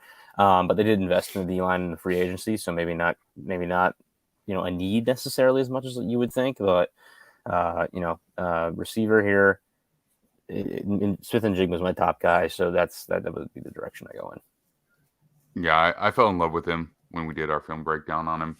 I think he's an exceptional player, and I just think that there's more versatility there than just being a slot player too. I think he brings a lot there, but I think you can play him outside. I think you can line him up wherever you feel like he's going to have an advantage, and he's just by far the most ready-made player to step in and contribute and be that guy that grows with Bryce Young. So that seems like the obvious choice to me. Kyron, lock it in. Yep, Jackson Smith and Jigba, wide receiver. Ohio State, got to be the guy here. All right, Nick, you're picking for my Jets here. So we've got a couple of options on the table. The one which everyone is going to say is the obvious choice is Paris Johnson Jr. because they do need offensive line help. But right now, they do have the bulk of a starting lineup in place, right? So they've got Mekhi Becton, Dwayne Brown, Laken Tomlinson, Elijah Vera Tucker. They also signed Wes Schweitzer, who got what I don't believe is going to be starting money. So I think he's kind of your swing guard center. And then you got Max Mitchell as your swing tackle. So you really need a center more than anything else in terms of starters. Dom, see, that's right. Do it right, Nick. You got your center, which I believe is where you need a starter or you need a tackle who could potentially replace Dwayne Brown since he's pretty old at this point, or Mekhi Becton if he just can't stay healthy on the field. So it's definitely a need. But low-key, they did lose Sheldon Rankins in free agency. And they have a couple of guys on the roster right now, Denzel Smart, Solomon Thomas, but this is not the kind of players that they look for in terms of, their defensive scheme needs high impact players who can rotate, who can be big time contributors, who can really rush the passer, because even their run defense does kind of play like a pass rush also. So they just need these guys who can win one-on-ones on a consistent basis. They need guys who can, cycle in and out of that defensive line. So, is that a place that they would be looking to go here? I think that's kind of the biggest needs, especially after re-signing Quincy Williams here, but also safety. They traded for Chuck Clark, but there are spots on this roster aside from just straight up tackle. So what do we think here? I know you're a huge fan of tight end here, right, Max? I mean, honestly, I love this player, so if you went that way, I would No, not be upset. it's not true. I Darnell could be honestly, like, available, but he's the guy. He's the guy that would make me feel like this is a justifiable pick. Because look, yeah, you got CJ Uzama, sure. You got Tyler Conklin, sure. Neither of them are going to be here next year. So look, if you wanted to make that pick, I think I love the player. So I think I'm not gonna push it, but the collective of Jets fans would probably groan at the selection of another first round tight end, probably based on historical evidence that I have. I don't know where I heard it, but I do know they were looking at tackles. I know that they're looking at centers. I don't know. I think the O-line, they need to invest in it because they had all these injuries last year, depth-wise. I just don't know that they need to force it here at 13. Paris Johnson's the guy we have left on the board, and Byron and I are not as high on him. And this is not a pick I have a great feel for in terms of what I think they would do. I think if they, wanted to go D-line, that you have two kind of like freaky types that you're talking about who kind of win one-on-one that you could fit in, whether that be Brian Bresee from Clemson, maybe a Kalijah Cansey also kind of fits this mold if you're looking for that. But one guy that I keep an eye on here is Nolan Smith, just because I think, they have good edge players, but I just think he presents something a little different than what they already have on the roster. And, he's a guy maybe that doesn't start for you immediately, just comes in on the bench at third down. I know they kind of have Bryce Huff to do this already. So maybe this is kind of silly to add him in and do the same thing, but maybe you put both of them on the field and just have two kind of like speedy freaks to put on third and longs to go get after the quarterback. So that's a guy I'd consider here. But I need to hear what Kyron has to say, because I don't have a good feel for this pick at all in terms of where I think they might be leaning. Well, there's a lot of guys that they could take here. I mean, they have, for a team with as talented of a roster as they have, they also have a lot of needs. So it's kind of a weird pick here. But I would just go best player available. And at this point, the best player available left to me would be Brian Branch. You talk about bolstering that secondary and having a jack of all trades to pair with the guys that they currently have. I think he's a significant boost from a Jordan Whitehead type. And I like Jordan Whitehead, but if you're comparing those two for the guys for that role, I think Brian Branch would be an incredible value pick here at 13 because I've heard a lot of rumors like you that he could go as high as 8, 9, depending on who has that pick right there. So I think Brian Branch would be a perfect fit here. And I would not be mad at taking a Paris Johnson Jr. here to bolster that offensive line. Where would you start? I would start him. I don't know. I mean, you probably put Dwayne Brown at right tackle and start Paris Johnson Jr. at left tackle. I mean, Mekhi Becton, how does he feel about that? You don't know. But if you're going to go offensive lineman here, I think you go tackle for the upside in the future, and you're going to want to see what that guy projects at. But I would go Brian Branch here with this pick because I think you have a chance to make that. You don't really need too much up front, in my opinion. I mean, if they're healthy, they're going to be getting after the quarterback. I mean, how many sacks did Quentin Williams have himself last year? I mean, he had 15 sacks on the interior, something unheard of. If you're going to go defense, I think you go Brian Branch here, but that would be my pick. And I didn't even bring up Branch, and I think you might be right. I think that might be the guy we go with here, just because they do have technically Michael Carter. I think would be starting nickel right now, which he's been decent, but I think you could really upgrade here and add depth to a position group that the Jets are, really good at, and just maybe take that over the top. I mean, Rodgers is not. Presumably, Aaron Rodgers is going to be our quarterback, right? Like, Rodgers maybe hasn't played with a secondary that good, a very long time in Green Bay. So, and I also think just because it's the same offense here in New York that they ran in Green Bay, the O-line showed its ability to run block, when they had pieces, when Bryce Hall was there. Rodgers is going to be better than the quarterbacks the Jets have had in, taking Beck's line of scrimmage and just kind of, protecting himself and not taking as many sacks, maybe perhaps moving, sliding with the pocket in ways that, help the O-line out. So it's strange. Like, it might, at least for the year that he maybe he plays 2 years, not be as important of a position group for the Jets in terms of pass protection. So I think the Brian Branch thing is really interesting just because, again, this is our team. I think a lot of teams need specifically a nickel starter, and I think the position is becoming more important. And I like that a lot. So I think that's the direction we'll go in here. Okay. All right. Brian Branch it is, I guess. I don't know if Dom C approves, but I'm not sure how I feel about that personally either. Okay. But look, I mean, they definitely could use better safety play. I'm just not sure that if it's necessarily the direction that I would go in for them.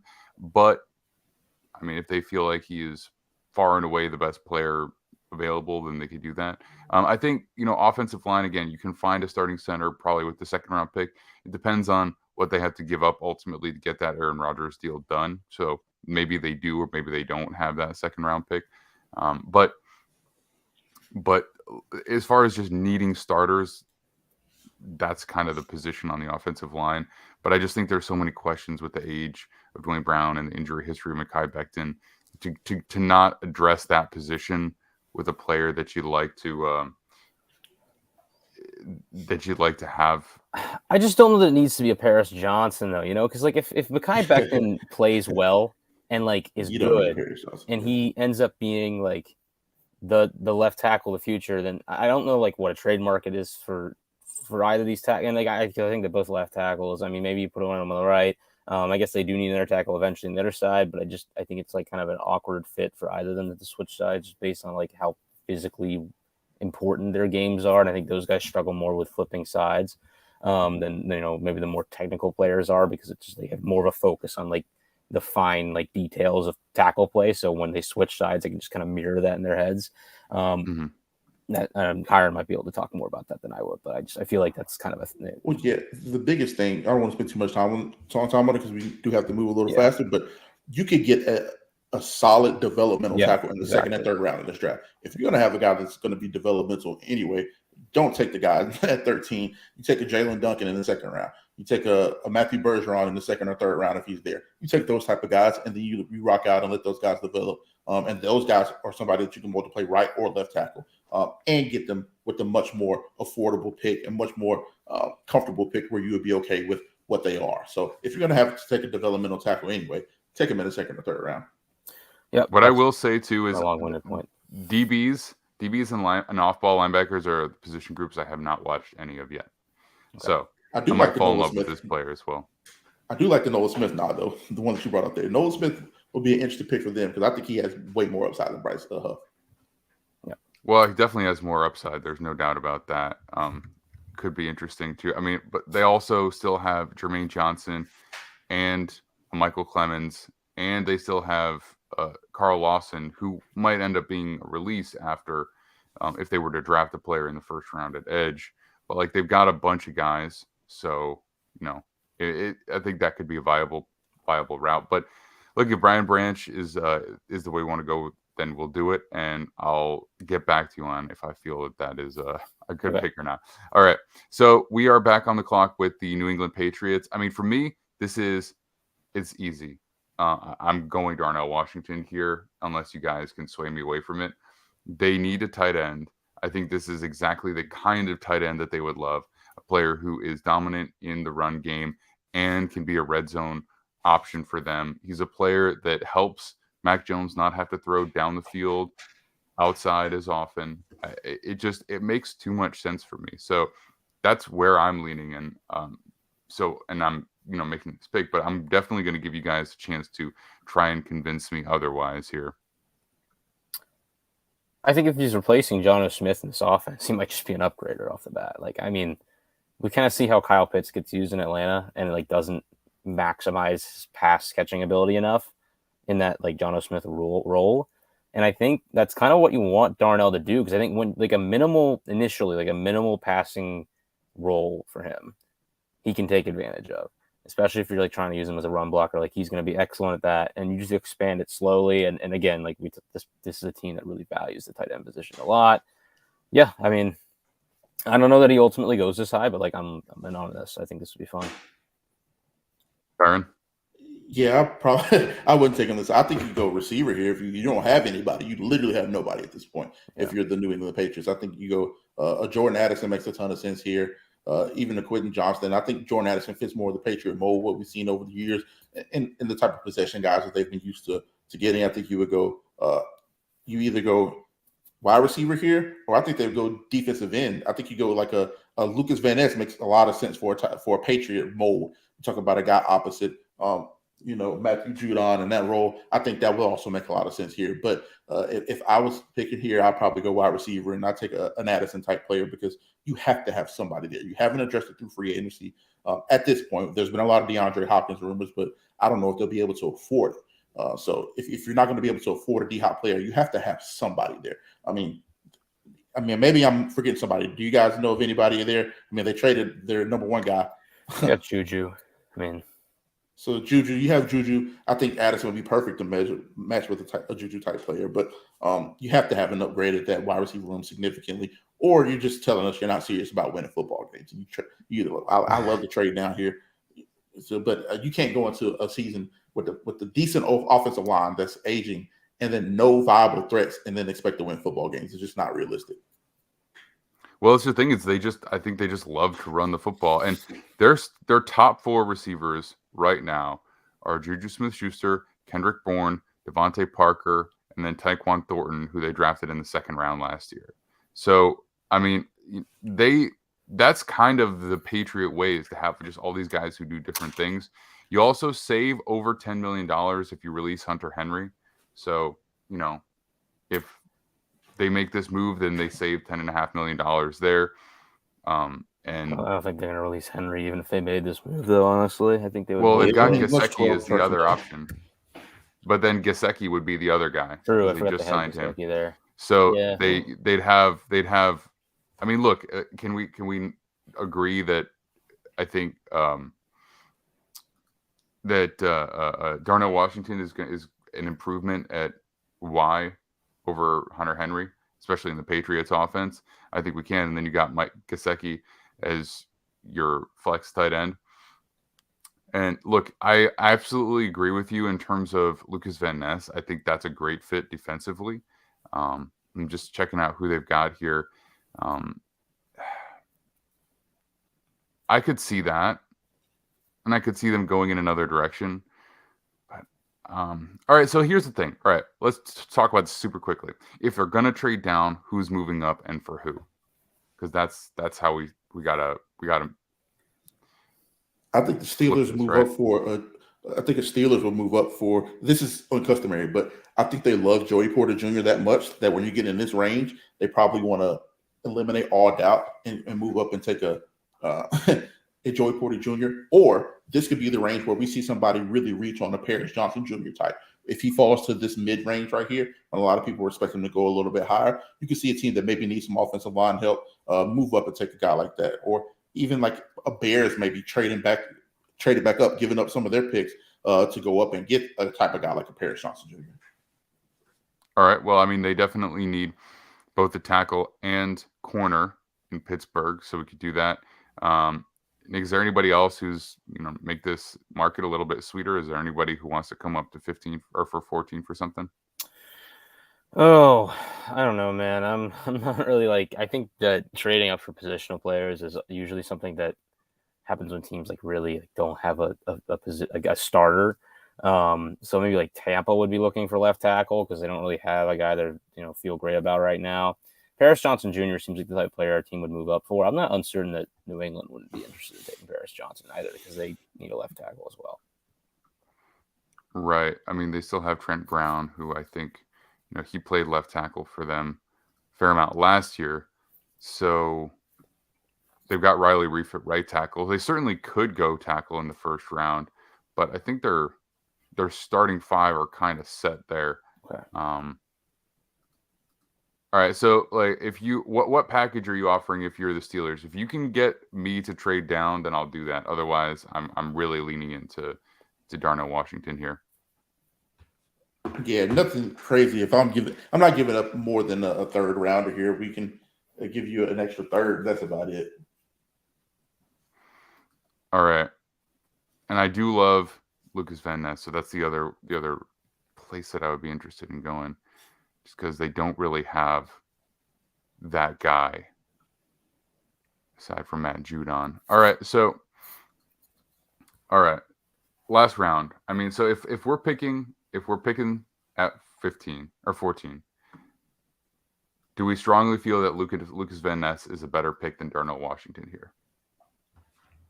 I mean, if I'm saying absolutely not, I'm not sure about that. I think Darnell Washington is one of the better players in the draft. However, just going off tight end history, I think there's no way in heck he goes any higher than 20. I mean, I don't think he goes before 20. I mean, maybe late first round if we're just going off of history. But do I think he's one of the 20 best positional players value-wise? Yes. So I would be shocked if he went this high, but it seems like Van Ness might be the more realistic type of pick here. But that's just me. I'm not a huge believer in that kid, and I actually am a huge believer in Darnell Washington. Yeah, and the Patriots have used a lot of their day 2 picks more in this position group when they have actually gone after it. I'm not really. We've mocked them first round tight ends for years. It's never actually happened, so I'm not certain they would do it. Not sure if we've ever seen a Patriot tight end quite like Darnell Washington. All right, Gronkowski, man. I mean, I don't know physically what Gronk tested out, but I mean, it's that would be what they'd be saying if he got drafted on media. It wouldn't be true, but that's what people be saying. But again, Gronk was like a 3rd round pick, and they've tried to replicate that. Pretty sure he was a 2nd round pick, but okay. All right, okay. I'll go with with Lucas Van Ness, just because I also think that he is a really, really good fit there, and I really like him because he's just he's this tweener kind of player.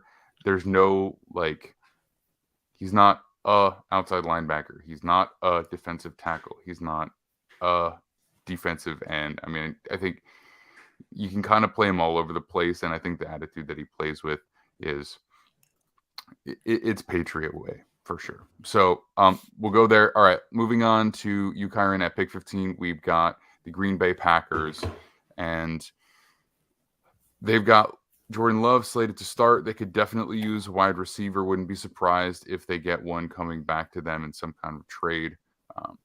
Then they also, their defense is pretty well set. They've got their off-ball linebackers locked in. They've got their secondary largely locked in. Offensive line was pretty banged up last year. I think they ended up restructuring David Bakhtiari, so probably still going to have him, but wouldn't be surprised if they add there. But I think, playmaker is kind of their biggest need at this point, especially for a young player. So what do we think? I think they go Michael Mayer here, tight end from Notre Dame. I think this is a perfect landing spot for a guy like that. And I also think that when you get rid of Robert Tonyan, who's been your tight end 1, you lose Mercedes Lewis, who's going to go to the Jets here, presumably. You lose both of those guys. You have to address that position. So you have to get somebody. And I think that you're going to have to get a guy like Michael Mayer fits the bill more. If you're talking about his inline blocking ability, talk about his pass catching ability, I think he fits the mold a little bit more. And while I do think Darnell Washington has more upside, I think he's probably the guy that I would slate as tight end 1. From what I hear from people around the league, Michael Mayer is still very, very much loved. And this would be a very, solid and stable spot for him, especially in LaFleur's offense. All right, we're going to try and convince him otherwise, Nick? Oh, yeah, we can take the tight end here. I mean, I wouldn't take Meyer this high, but I do think the Packers are going to probably go tight end ultimately. So. Right. I'm in the same boat. I wouldn't take him this high. I actually like Darnell Washington more. I probably like Kincaid a little bit more as well. Yep. But if we're talking about fit, if we're talking about pedigree, if we're talking about everything that goes into taking a pick, he is a Packer mold type of player. And this is what you've been accustomed to seeing in this offense. And I think that, they'll probably end up biting on a guy like this. Okay. All right. I'm going to just ask you this. What about Paris Johnson Jr. for them? I don't think you do it because you don't take a guy that this high and expect him to be a backup. And you're not going to move him to right tackle. And you have David Bakhtiari coming back. You don't take him unless you're 100% sure he's going to be the starter. And if he's not going to 100% be your starter at left tackle, then there's no reason to take a guy this high, especially when the tackle draft is as deep as it is, when you can get a 2nd or 3rd round developmental guy. All right, Michael Mayer, let's lock it in. All right, we need a lightning round these next 17 picks. I was about to say, so why don't Noah, if you could give us like a 2-minute timer and make it like a real draft, so we actually have to think on the fly, that could be fun to do. Yeah, that could be fun. Give us like a little 2-minute graphic.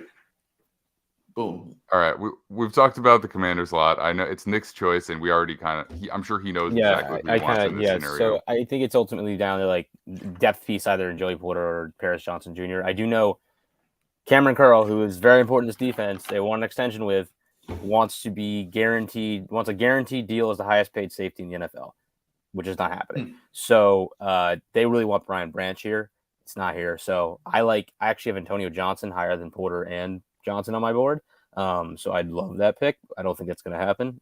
Ultimately, I do think actually Paris Johnson is like a really nice fit here because they don't really need to start him over Charles Leno immediately. And if they would like to have a long-term left tackle development plan, and I think that guy fits that role perfectly on a team like this that is comfortable with Leno for another season and then can switch to Johnson eventually and would benefit from that upside. So Paris Johnson Jr. is the pick? Yeah, I think that works here. All right. Pittsburgh Steelers at number 17. Okay, so we talked about it. I mean, I think that they need offensive line help. They definitely could use corner help. If they're as in love with Joey Porter Jr. as you said, then this is perfect for them because he's available right now. Kyron, who are you going with? Yeah, I think you go Joey Porter Jr. here. He just fits the bill.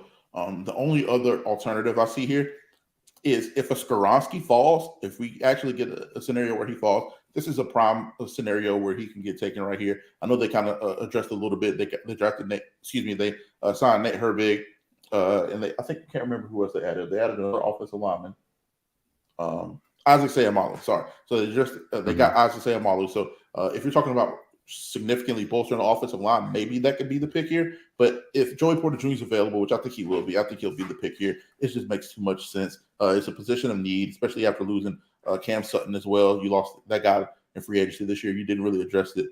So I think that'll be the pick. They'll go corner here, and it'll be Joey Porter Jr. Okay, done and done.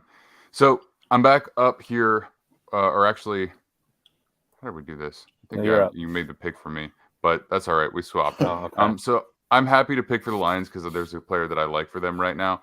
I like Kalijah Kancey for them. I think they need interior defensive line help. That much is clear. They've got their corner earlier in the draft, and now they can address that interior. I think, all the talk about Kalijah Kancey's size is, it's going to be something that he just deals with. And I think that we are going to see more and more players with some of these size issues, so to speak, that are just going to be really, really effective when they get to the NFL because the game is changing. It's getting faster. That is not a trend that's stopping anytime soon. So size is great. I think that it can still be king, but when you have a player who's this special that still has like some lacking in that front, then you can still get this guy in and make big impact for your defensive line. I think he's going to be able to rush the passer very effectively. I think the ferocity with which he plays is going to function very nicely next to Aiden Hutchinson in conjunction with him. So, they kind of have everything else pretty well set up. I'm not going to go quarterback here, obviously. They've got their receivers set up. They've got, they could go Bijan Robinson here, but I think that, they need to get that defense on par with the offense if they want to be competitive in the playoffs. This is where I'm leaning. Anybody argue with that in any way? I mean, I'm not going to argue it, but I'm not nearly as high on Kansas as you guys are. So I think if you're going to go anything here, I would go tight end here, or I would go defensive end here. I would go Nolan Smith would be a perfect fit for these guys, in my opinion. You get a guy like that who can help. They have some decent edges, but if you talk about a guy that gives you some more scheme versatility, some more crazy third down ability, and is going to help in the run because he's a lot more stout against the run than people give him credit for, I think it'd be a guy like Nolan Smith here. But hey, the executive decision has been made, and it'd be interesting to see a guy like that in this scheme. Yeah. Look, I think that they do need rush help on the exterior as well. I do think that they need edge help. I just think I like this fit too much for them. But yeah, I mean, I feel like that they can get edge help elsewhere. I don't know. Nolan Smith is a good call though, because I think he just brings something different to the table than Aiden Hutchinson does. So that would be somewhere where I'd be willing to go with them. Definitely not interested in any of the other interior guys aside from Kancey. But yeah, I'm going to do it. I'm going to pull the trigger on Kancey. All right, he's going 18th overall. All right, so Nick, we're back to you for the Buccaneers at 19. So they don't have a tight end or a tackle on the board here, one of the top guys available. They may be looking at I don't know, a way to address that with a trade somehow. They could go for a guy like Defiant Jones if they really feel like they need somebody to start right away. But what do you think? It's a team that feels like they might be trying to lose a little bit next year. There's a lot of positions that, at least as of right now, they need to fill starters, and they need a nickel, they need a safety, they need a guard, they need a tackle, they need a tight end, they need maybe not tight end as much of a need. They probably need more edge depth, but that's I would love to take Nolan Smith here, but I just can't in good conscience do that when they have all these other positions that they just need starters at. Unless you like Darnell Wright, Defiant Jones, moving over to the left side, which I don't think I've really heard a whole lot about that. I think teams might think Defiant Jones just because of the size and more of a physical projection. They might be like, well, it doesn't really matter. We can just treat him as if he's starting over a little bit. But I don't know that Osiris Torrance goes this high ultimately when the draft comes around, but I do think they need more guards, and I think that's a safe, solid pick for a guy who will start for them right off the bat. Okay, Kyron, how do we feel about that? I would go Osiris Torrance here in a heartbeat. I talk about somebody who's consistent and who's going to give you a reliable pass blocking ability and run blocking ability equally. I think Osiris Torrance is the guy here. If you're talking about building from the inside out, putting a guy like him next to Tristan Wirfs, in the event he is able to stay on the right side of the ball, that would be the best right side in football, in my opinion. From day one, it would be very, very tough to get past those guys and any run stunts, anything. I would love to see them next to each other. So Osiris Torrance would be my pick, just because it's the safest pick, and I think it has some of the most upside. You're talking about building one of the most important units, or the most important unit on a football field. It's either offensive line or secondary, outside of quarterback, obviously. But if we're talking about an entire group, offensive line and secondary are the two most important groups on the football field. And I think they need to start inside out, because you're right, they do need some corner help. They do need some nickel help. But the NFC South is about the trenches right now. You have to be able to compete there, otherwise you're going to get eaten alive every week. And in the NFL in general, the pass rushing ability is so great now. You have to have guys that can help you be stopped. I would take Osiris Torrance here. I think it's a great fit. You keep the Florida guy closer to home. You need to protect the QB, and Kyron and I are both higher, I think, on Torrance than. I don't know. I might be wrong with this, but I've heard that the league might think of him more as an early day 2 guy in terms of grading. But that being said, I don't think there's a lot of first-round grades on prospects either, so that might still mean he gets drafted around this range. So, it makes sense. They and I think you're 100% right. They're not trying to win football games this year. I think they're tanking for Caleb. I've heard them and the Rams are two teams that have really, really taken a keen interest in Caleb Williams. Those two teams in particular really want to start tanking for that guy. I don't want to just blurt out the information here, but it's already been said. So those two teams are definitely in the Caleb Williams sweepstakes. And if you're going to be in the Caleb Williams sweepstakes, you need to start addressing that offensive line issue now. Fix that offensive line now, so that's not an issue when you have to take a guy like that. But like I said, I don't want to talk out of pick or anything, but I know those two teams for sure in the sweepstakes, and that's going to be interesting to see that race. Okay. All right, so here we have the Seahawks at pick number 20, and now I'm glad that we went Jalen Carter with them at 5, because we have Nolan Smith on the board, and that is exactly who I want to add for them as a pass rusher. So, if I were the Seahawks, I'd be happy coming out of this draft. So, I'm getting it done. Nolan Smith, I don't think anybody's going to argue with that. So they've got their interior player and pass rusher both picked in the top 20. Okay. You gave me goosebumps here just then. Oh my God. If they get Nolan Smith and Jalen Carter with their offseason additions as well, they have the best offseason anybody in football. They would close the gap significantly in NFC. That got me excited right there. All right. Yeah, that's why you take best player available, man. All right. So we have your favorite team, the Los Angeles Chargers at pick 21. Kyron, this is your pick. I think personally I want to throw out there that Jordan Addison, I think, is the best fit for them.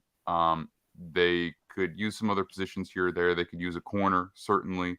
So if there's a guy you're high on, that would work. But I feel like deep threat, Jordan Addison is the perfect player for them. Yeah, so it's very interesting because they brought Mike Williams and Keenan Allen back. So it's like I thought one or maybe both of those guys would be gone this all season. So the fact that they brought those guys back leads me to believe they probably won't go receiver, even if it is the best fit. I think tight end is the real interesting piece here. I think tight end or running back.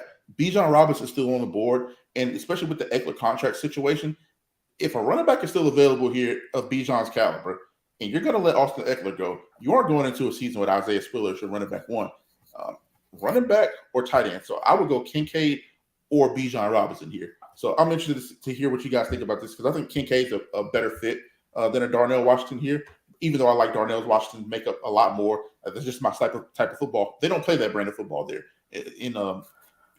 Timeout. Let me rephrase that. They may be now because Kellen Moore's offensive coordinator. We need to take that into consideration as well. They probably could use a significant upgrade as a run blocking tight end as well. So I might have just talked myself into Darnell Washington here.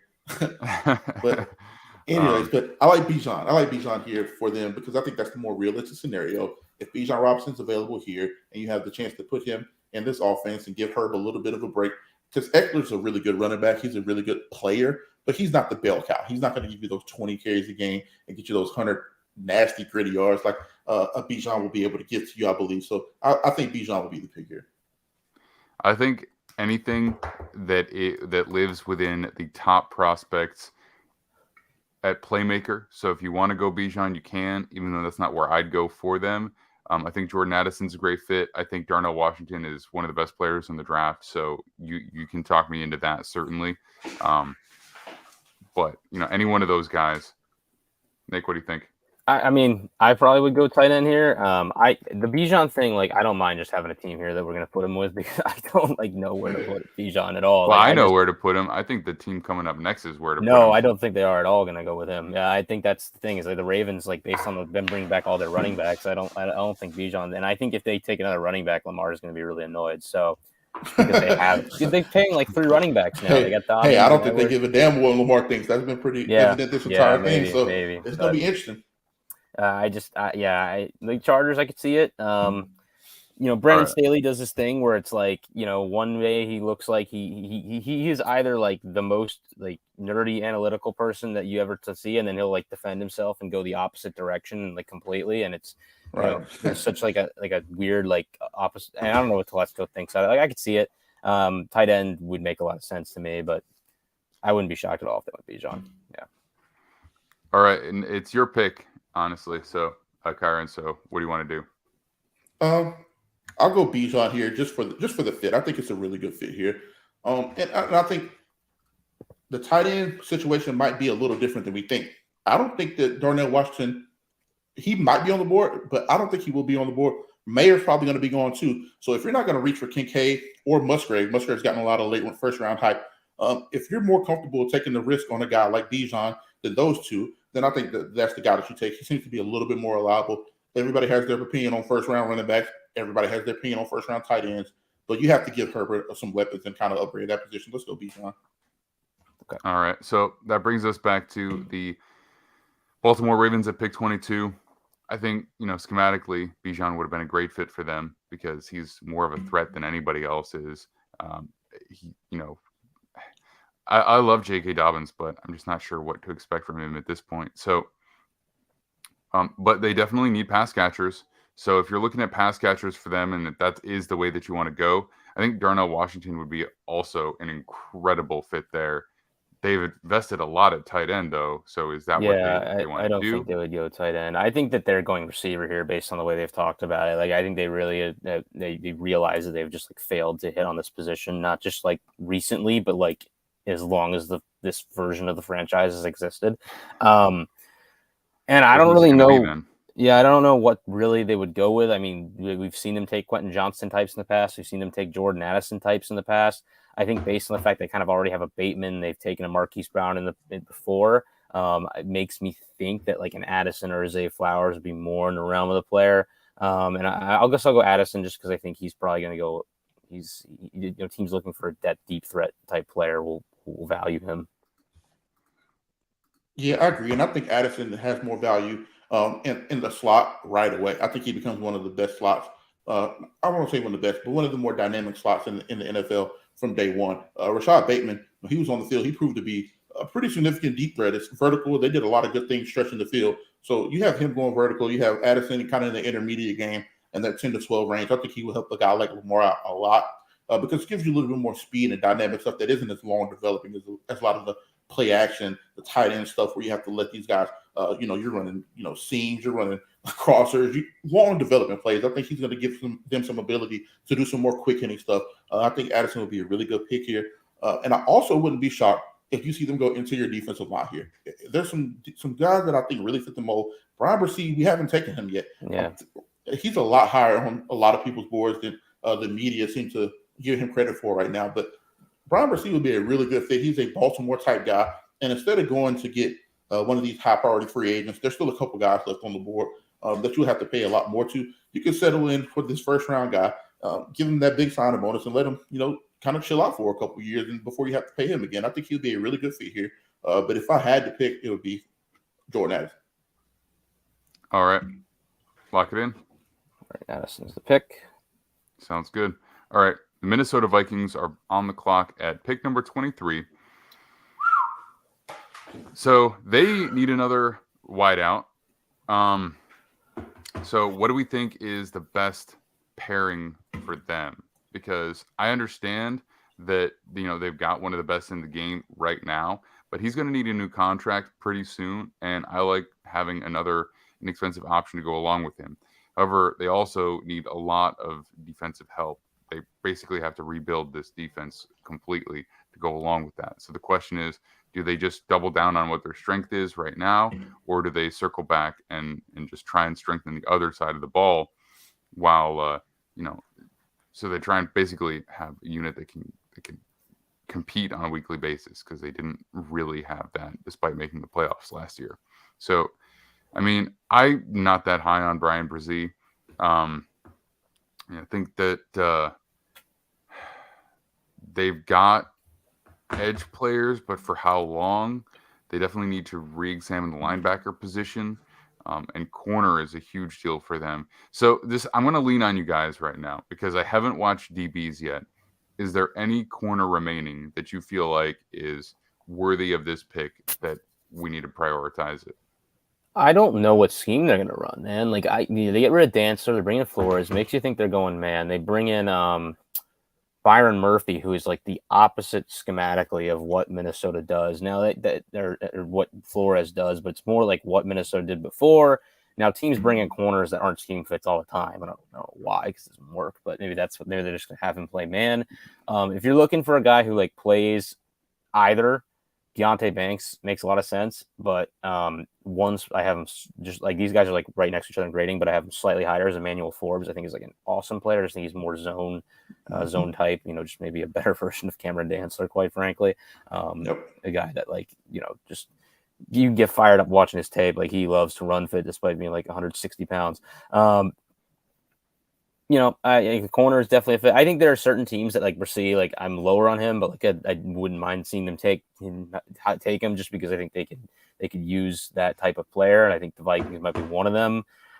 Receiver wise, I just think I don't think they can take Quentin Johnston because I think they need a guy who can play right now, and Zay Flowers to me is that kind of replacement for Adam Thielen to an extent, but I don't know if they're really looking for that position right now.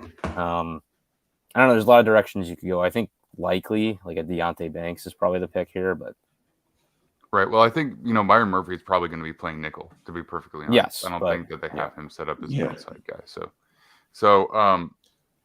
if you guys feel like Deontay Banks is a viable option at pick 23, I think that is probably their biggest hole right now. I think Keely Ringo. This is the spot for Keely Ringo. I think he's kind of the forgotten name about, and I don't really love this guy. I don't really love the fit.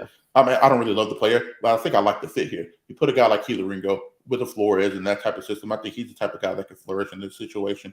And if you're picking between the guys, Deontay Banks, Emmanuel Forbes, who I absolutely love, he's a playmaker, he's a ball hawk. He's going to get you some interceptions, right? But I think Keely Ringo is the type of guy that they need. And I think that Flores is the type of guy that can get the most out of that player. So I wouldn't be surprised to see a Keely Ringo type go here. And a sleeper pick over Trent Simpson. Over Cam Smith. What about Cam Smith? Yeah. Over Cam Smith, because for all Keely Ringo's deficiencies, or what people would presume to be his deficiencies in the pass game, he's very, very, very solid in the run game. He's not afraid to come up and tackle. He's a very good reinforcing tackler in the run game, and I think they need a lot of that. They had a lot of missed tackles last year. I don't have the stats right in front of me, but he's a guy that can help them be a lot more stout in the run game as well, and that's a big part of Flores. I mean, we talked about the scheme. I think Flores is going to kind of tailor it to what he has personnel-wise, but he's the type of Ringo is the type of guy that fits that mold. I'm a little lower on Ringo. I don't know where he's going to end up. I think like it's kind of a similar thing with Booth last year, where I think you could have made an argument still with Booth because he's injured, and Minnesota already has him, and so they would have both of them now. I think Booth could end up playing safety. Like honestly, like I think Ringo could end up playing safety. Honestly, like they're great athletes who play back there. I'm going to take Banks because we need to keep this moving, and I'm going to make the call there. So. All right. I just am not sure you want to trust Ringo to come in and play day one. They do need someone who can play. That's the thing. They need a starter. All right. So at pick 24, Kyron, back to you, the Jacksonville Jaguars. So, I think we talked about it. Their offensive line is not bad, although they did just lose a good player to the Chiefs in Juwan Taylor. So they could, add somebody there. They could add somebody in the interior. They could add corner, certainly. I know my pick here for sure. Super strong position. All right. If you already know, then let's just lay it out there and get it done. Hey, Darnell Washington's the guy here. No question about it. If Darnell Washington's on the board here, you put Darnell Washington in that offense with Trevor Lawrence, the run game with Etienne, especially in the zone stuff. I mean, he's going to help out in the run game just as much as he's going to help out Trevor Lawrence having an auxiliary threat at tight end in the passing game. I think if he's here, this is a perfect fit for a Darnell Washington type player. And I hate to say it because I just want him to fall to Miami or Miami trade up in some kind of way and get him. But Darnell Washington is the guy here. If you're able to pair a guy like that with Trevor Lawrence and Etienne, you have to be able to do it here in this situation. I think it would be a great fit for them. As long as he doesn't go to the AFC East. All right. Nick, you have the New York Giants at pick 25. We know they need receiver help. They might be in on one of the trades, but as it stands, they've got Quentin Johnson, they've got Zay Flowers available still to them as well. They've got Jalen Hyatt, if they want to go that route. Who is your number one receiver, or are you looking elsewhere? Well, my top guy available would be Zay Flowers, and we talked about this earlier. Like, I don't think we have a whole lot to go off of with this team in terms of what type of receiver they'd look for, except for that the Bills went out and got Stephon Diggs, and I think Flowers is probably the most similar player available to that.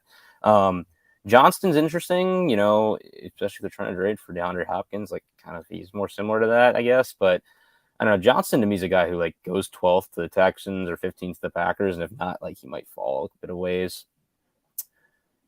I think if they really want to be safe here and find a guy who can kind of play multiple spots, Flowers is the pick. And I just, based off the history of the receivers they look at in Buffalo, I kind of feel like that's where they would go here.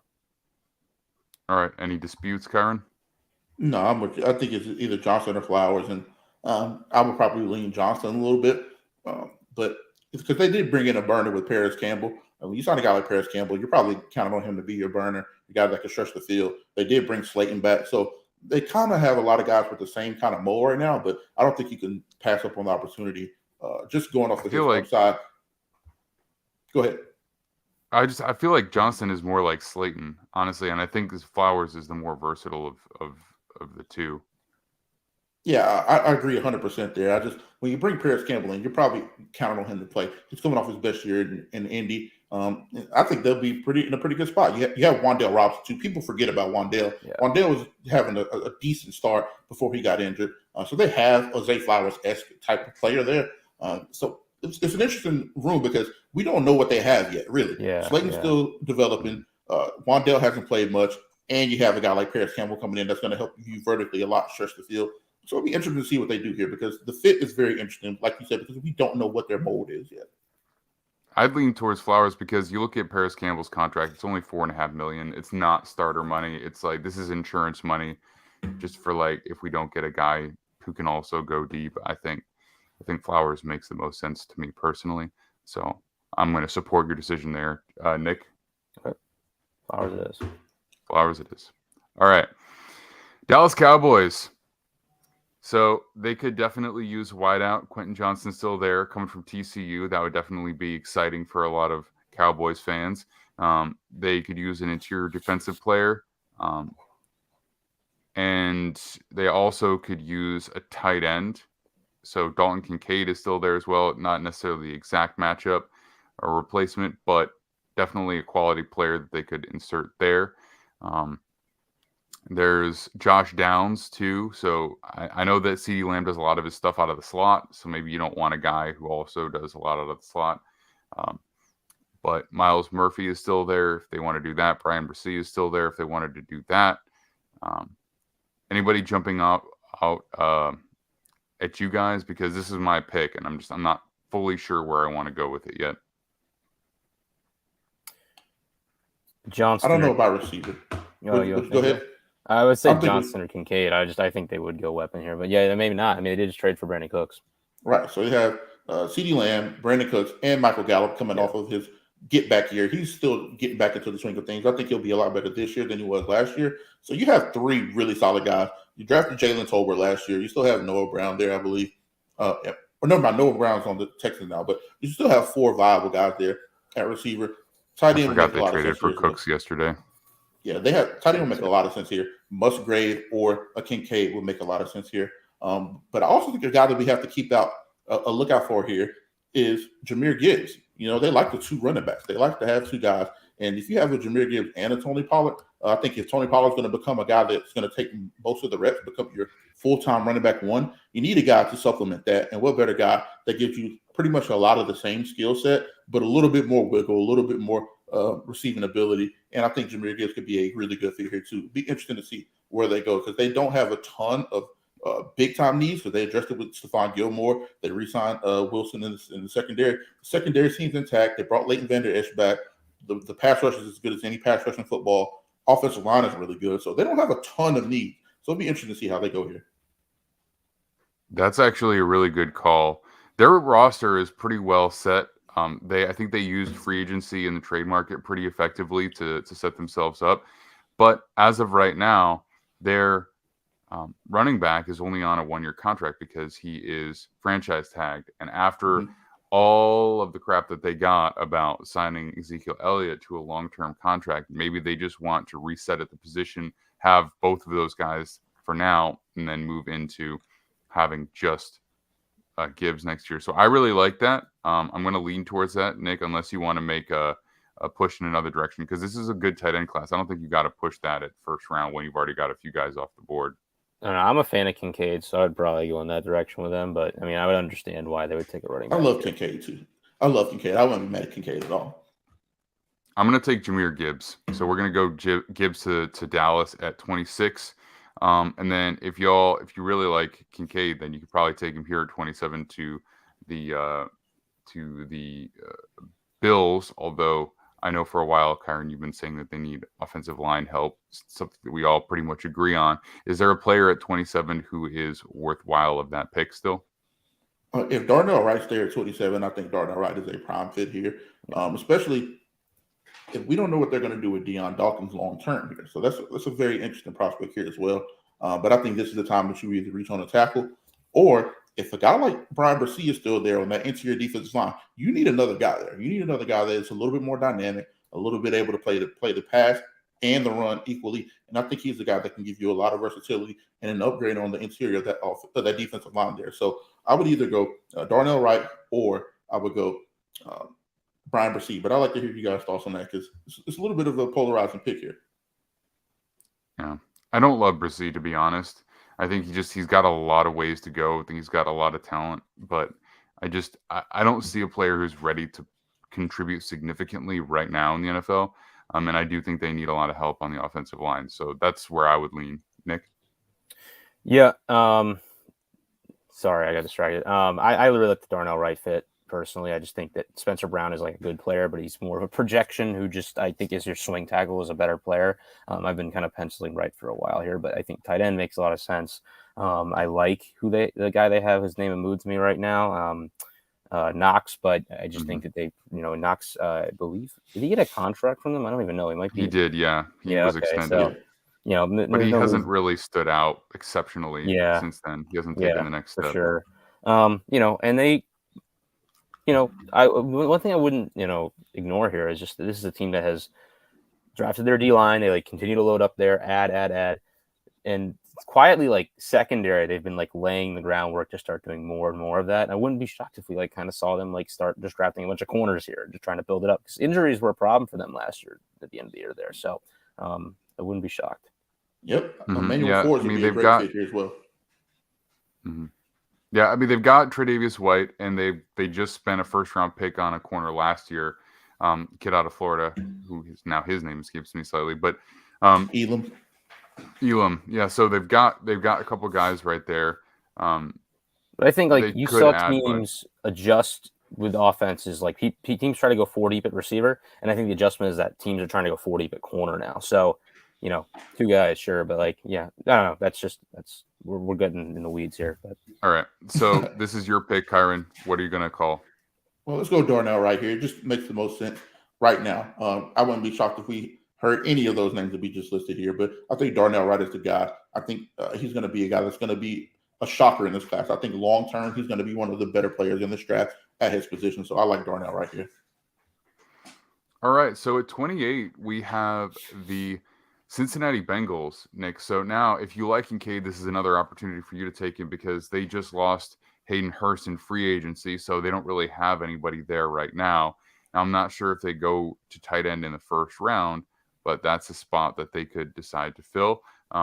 They got Orlando Brown in free agency. They spent quite a bit of money on the offensive line last year, not in any single player, but they could also look at offensive lines, certainly. They've got Ted Karras at center. They've got Alex Kappa at guard. Looks like Cordell Volson is projected to be their starting guard. And then they've got Jonah Williams and Lyle Collins, who both play tackle. Jonah Williams might be headed out in a trade somewhere, though, potentially. Then defensively, it's pretty much everybody returning from last year. They've got Nick Scott at safety now to replace Jesse Bates. But aside from that, there's not a whole lot of turnover. So where would you look to revamp this Cincinnati Bengals team? Man, so I like the Kincaid pick a lot. I also really like Antonio Johnson here a lot as just a fan of his game and just thinking they need another safety and really, I think he could fill the Bates spot pretty well. That being said, they did kind of like take a bunch of defensive backs last year, so I'm not certain they go back to the well and draft safety in back-to-back first rounds. Right.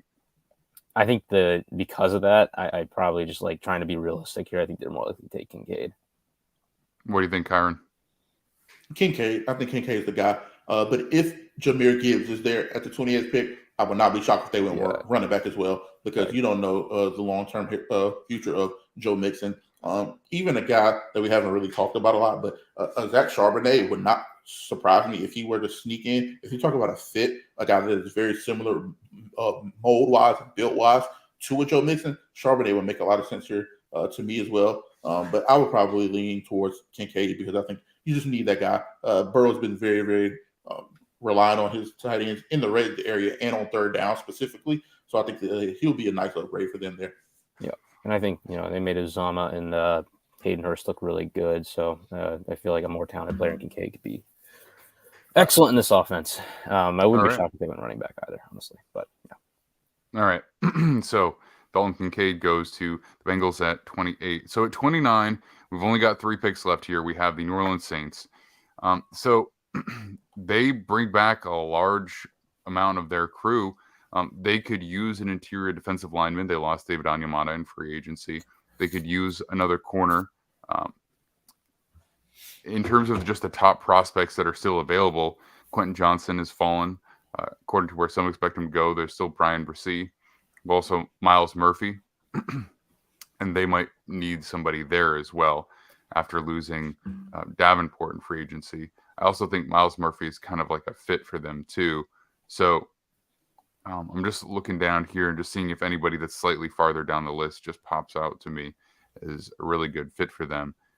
Cam Smith is a guy that they could look to possibly. That kind of seems like the one guy you'd go down for a little bit. Nick, what do you think? Is there anybody who jumps out at you? I mean, I think one of those Clemson guys or even like Keanu Benton like makes a lot of sense here. I think they're going to go D-line. They need players there and just all those guys are bigger in terms of their position, or at least Bresee is like a a guy who can rotate a little bit. And I think they like all those players, quite frankly.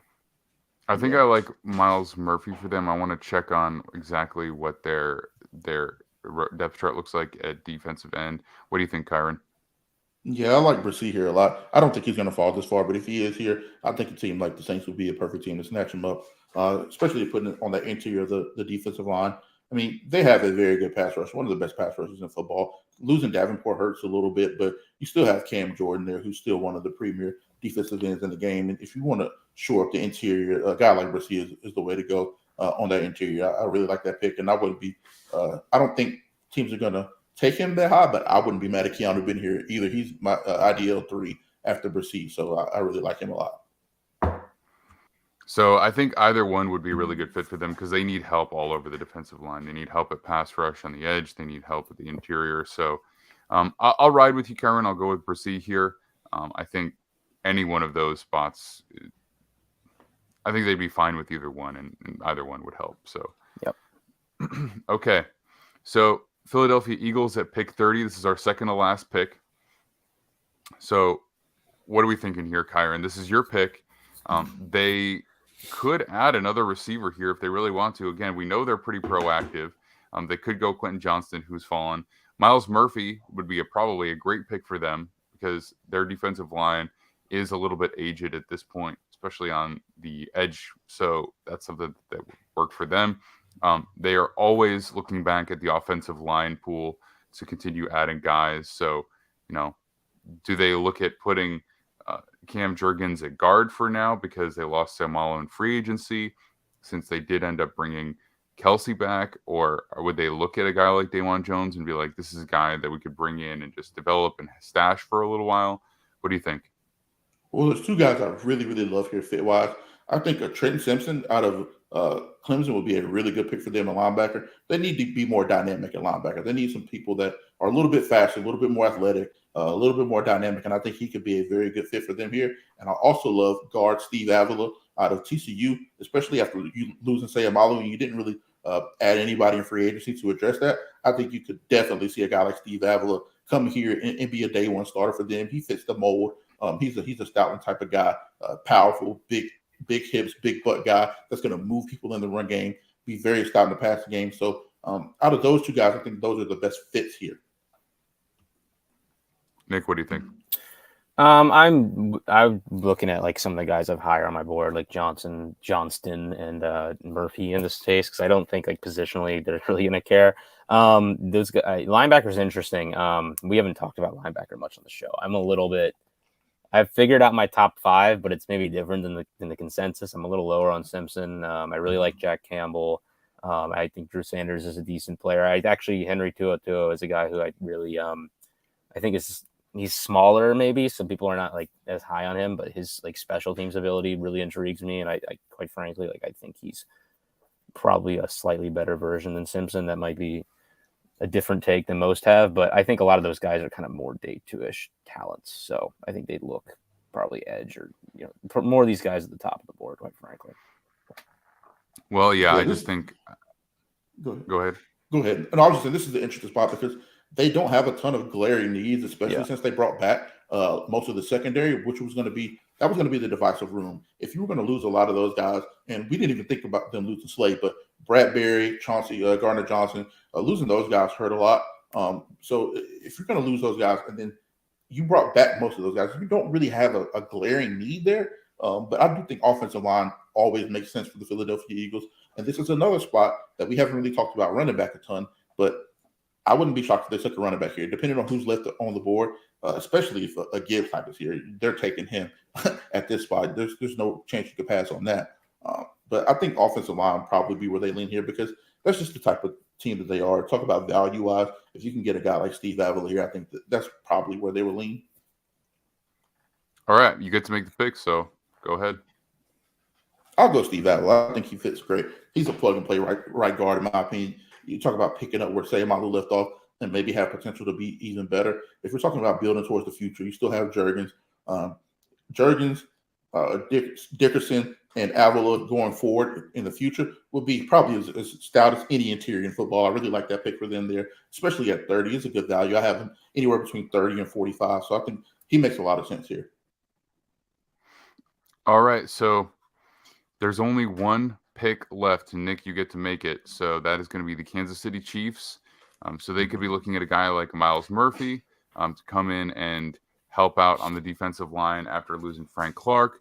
They could just take Quentin Johnston just because they like the value there.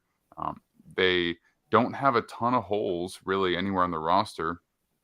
You know, they made the effort to, I believe, who did they signed somebody at the interior in free agency, if I'm not mistaken, for the defensive line or offensive line. Yeah, exactly. So, you know, I wouldn't say really have holes anywhere. I think that they just add to the pass rush, especially at edge. I'm taking the best player here, and that's, for me, my best player available. It is not actually going to be the best player because it's Antonio Johnson for me. And I just think they have so many nickel types that they could rotate in that they're not going to go in that direction. Like, it doesn't even help them to have more depth there. So I think Quentin Johnston, like, you know, I think they have nice receiver bodies. I think they don't necessarily have a guy who can develop into like that true like X status player. And I think like if you're looking at a guy who's slipped in the draft and teams are like worried about his development ability, like there's not a better place for him to end up than this. And I just, you know, if you're the Chiefs and you're like, how do we just like kill our opponents and make it such a pain in the ass to play? Like, here's a way to do that. You know, just get yourself a guy whose projection is something greater than any receiver really in this draft class. So it'd be great for them. All right. And then you lost Mecole, you lost Juju. That's a position of need if you have one. Probably receiver, get some depth there. That'd be a hell of a fit for him, especially if they're in the D-Hop sweepstakes. You get a cheaper, maybe lesser version of him, but at this point, you cannot take him. Yeah. All right. So we managed to do the whole thing in about 2 hours and 15 minutes. And that can be challenging to do when you don't talk at all beforehand about where you want to go with each pick, you know. So the majority of our drafts are not going to look like this. The majority of our drafts we're going to do in advance so that we can run through them and discuss them without having to hash everything out on the spot. But I figured that this was a great way to do our first post-free agency mock draft because so much has changed for these guys. We could really get down and deep into it. Now, based on our mock, there are still some really good players available in the second round, as there will be in real life. Myles Murphy, Anton Harrison, Will McDonald IV, Josh Downs, Dawan Jones, Tanner McKee, Felix Anadike Uzoma, Mozzie Smith, BJ Ojulari. These are just some of the guys. Deion Henley, Cam Smith. All these guys are still available at the top of the second round. Antonio Johnson, again, a guy that you really like. I'm just going to be way higher on him than anybody else. I know that. That's just going to be. Yeah, I love Antonio. Yeah, I've liked him since. Keon White's a guy. Yeah. Keon White's a guy as well that I'm not as high on, but I've heard a lot of mid to late first round talk with him. So if Keon White goes anywhere between 17 and 32 or 31, I wouldn't be shocked in this draft either. Yeah, what happened to all the talk about Keon White being like a high first round pick? I think people went back and watched tape finally. Yeah, I mean the tape. I think people went back and watched it, and it wasn't as good. I think his testing was like good, not fantastic. I think that people were like saying that he was going to be like effectively like what the Canseys and the Adeboares did, and like in that realm, and it didn't quite happen. I still like him. I don't think he's like a first round grade for me. He'll be in that clump mess of edge players that, you know, edge like 4 to 15 that will go somewhere between picks 25 and 80. All right, guys, it's been fun. You can find Nick at Nick with Sports. You can find Kyron at Kyron Samuels. You can find me at the Max Dean. You can find Defiant Takes Football at Defiant Takes on all social media outlets.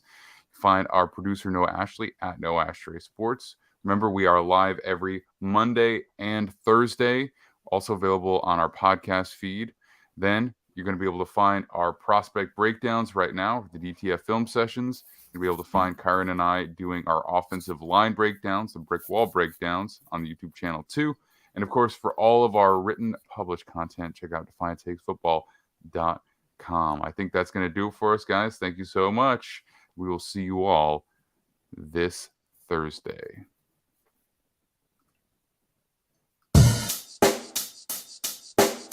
Check the mic and make sure it sound right, boys.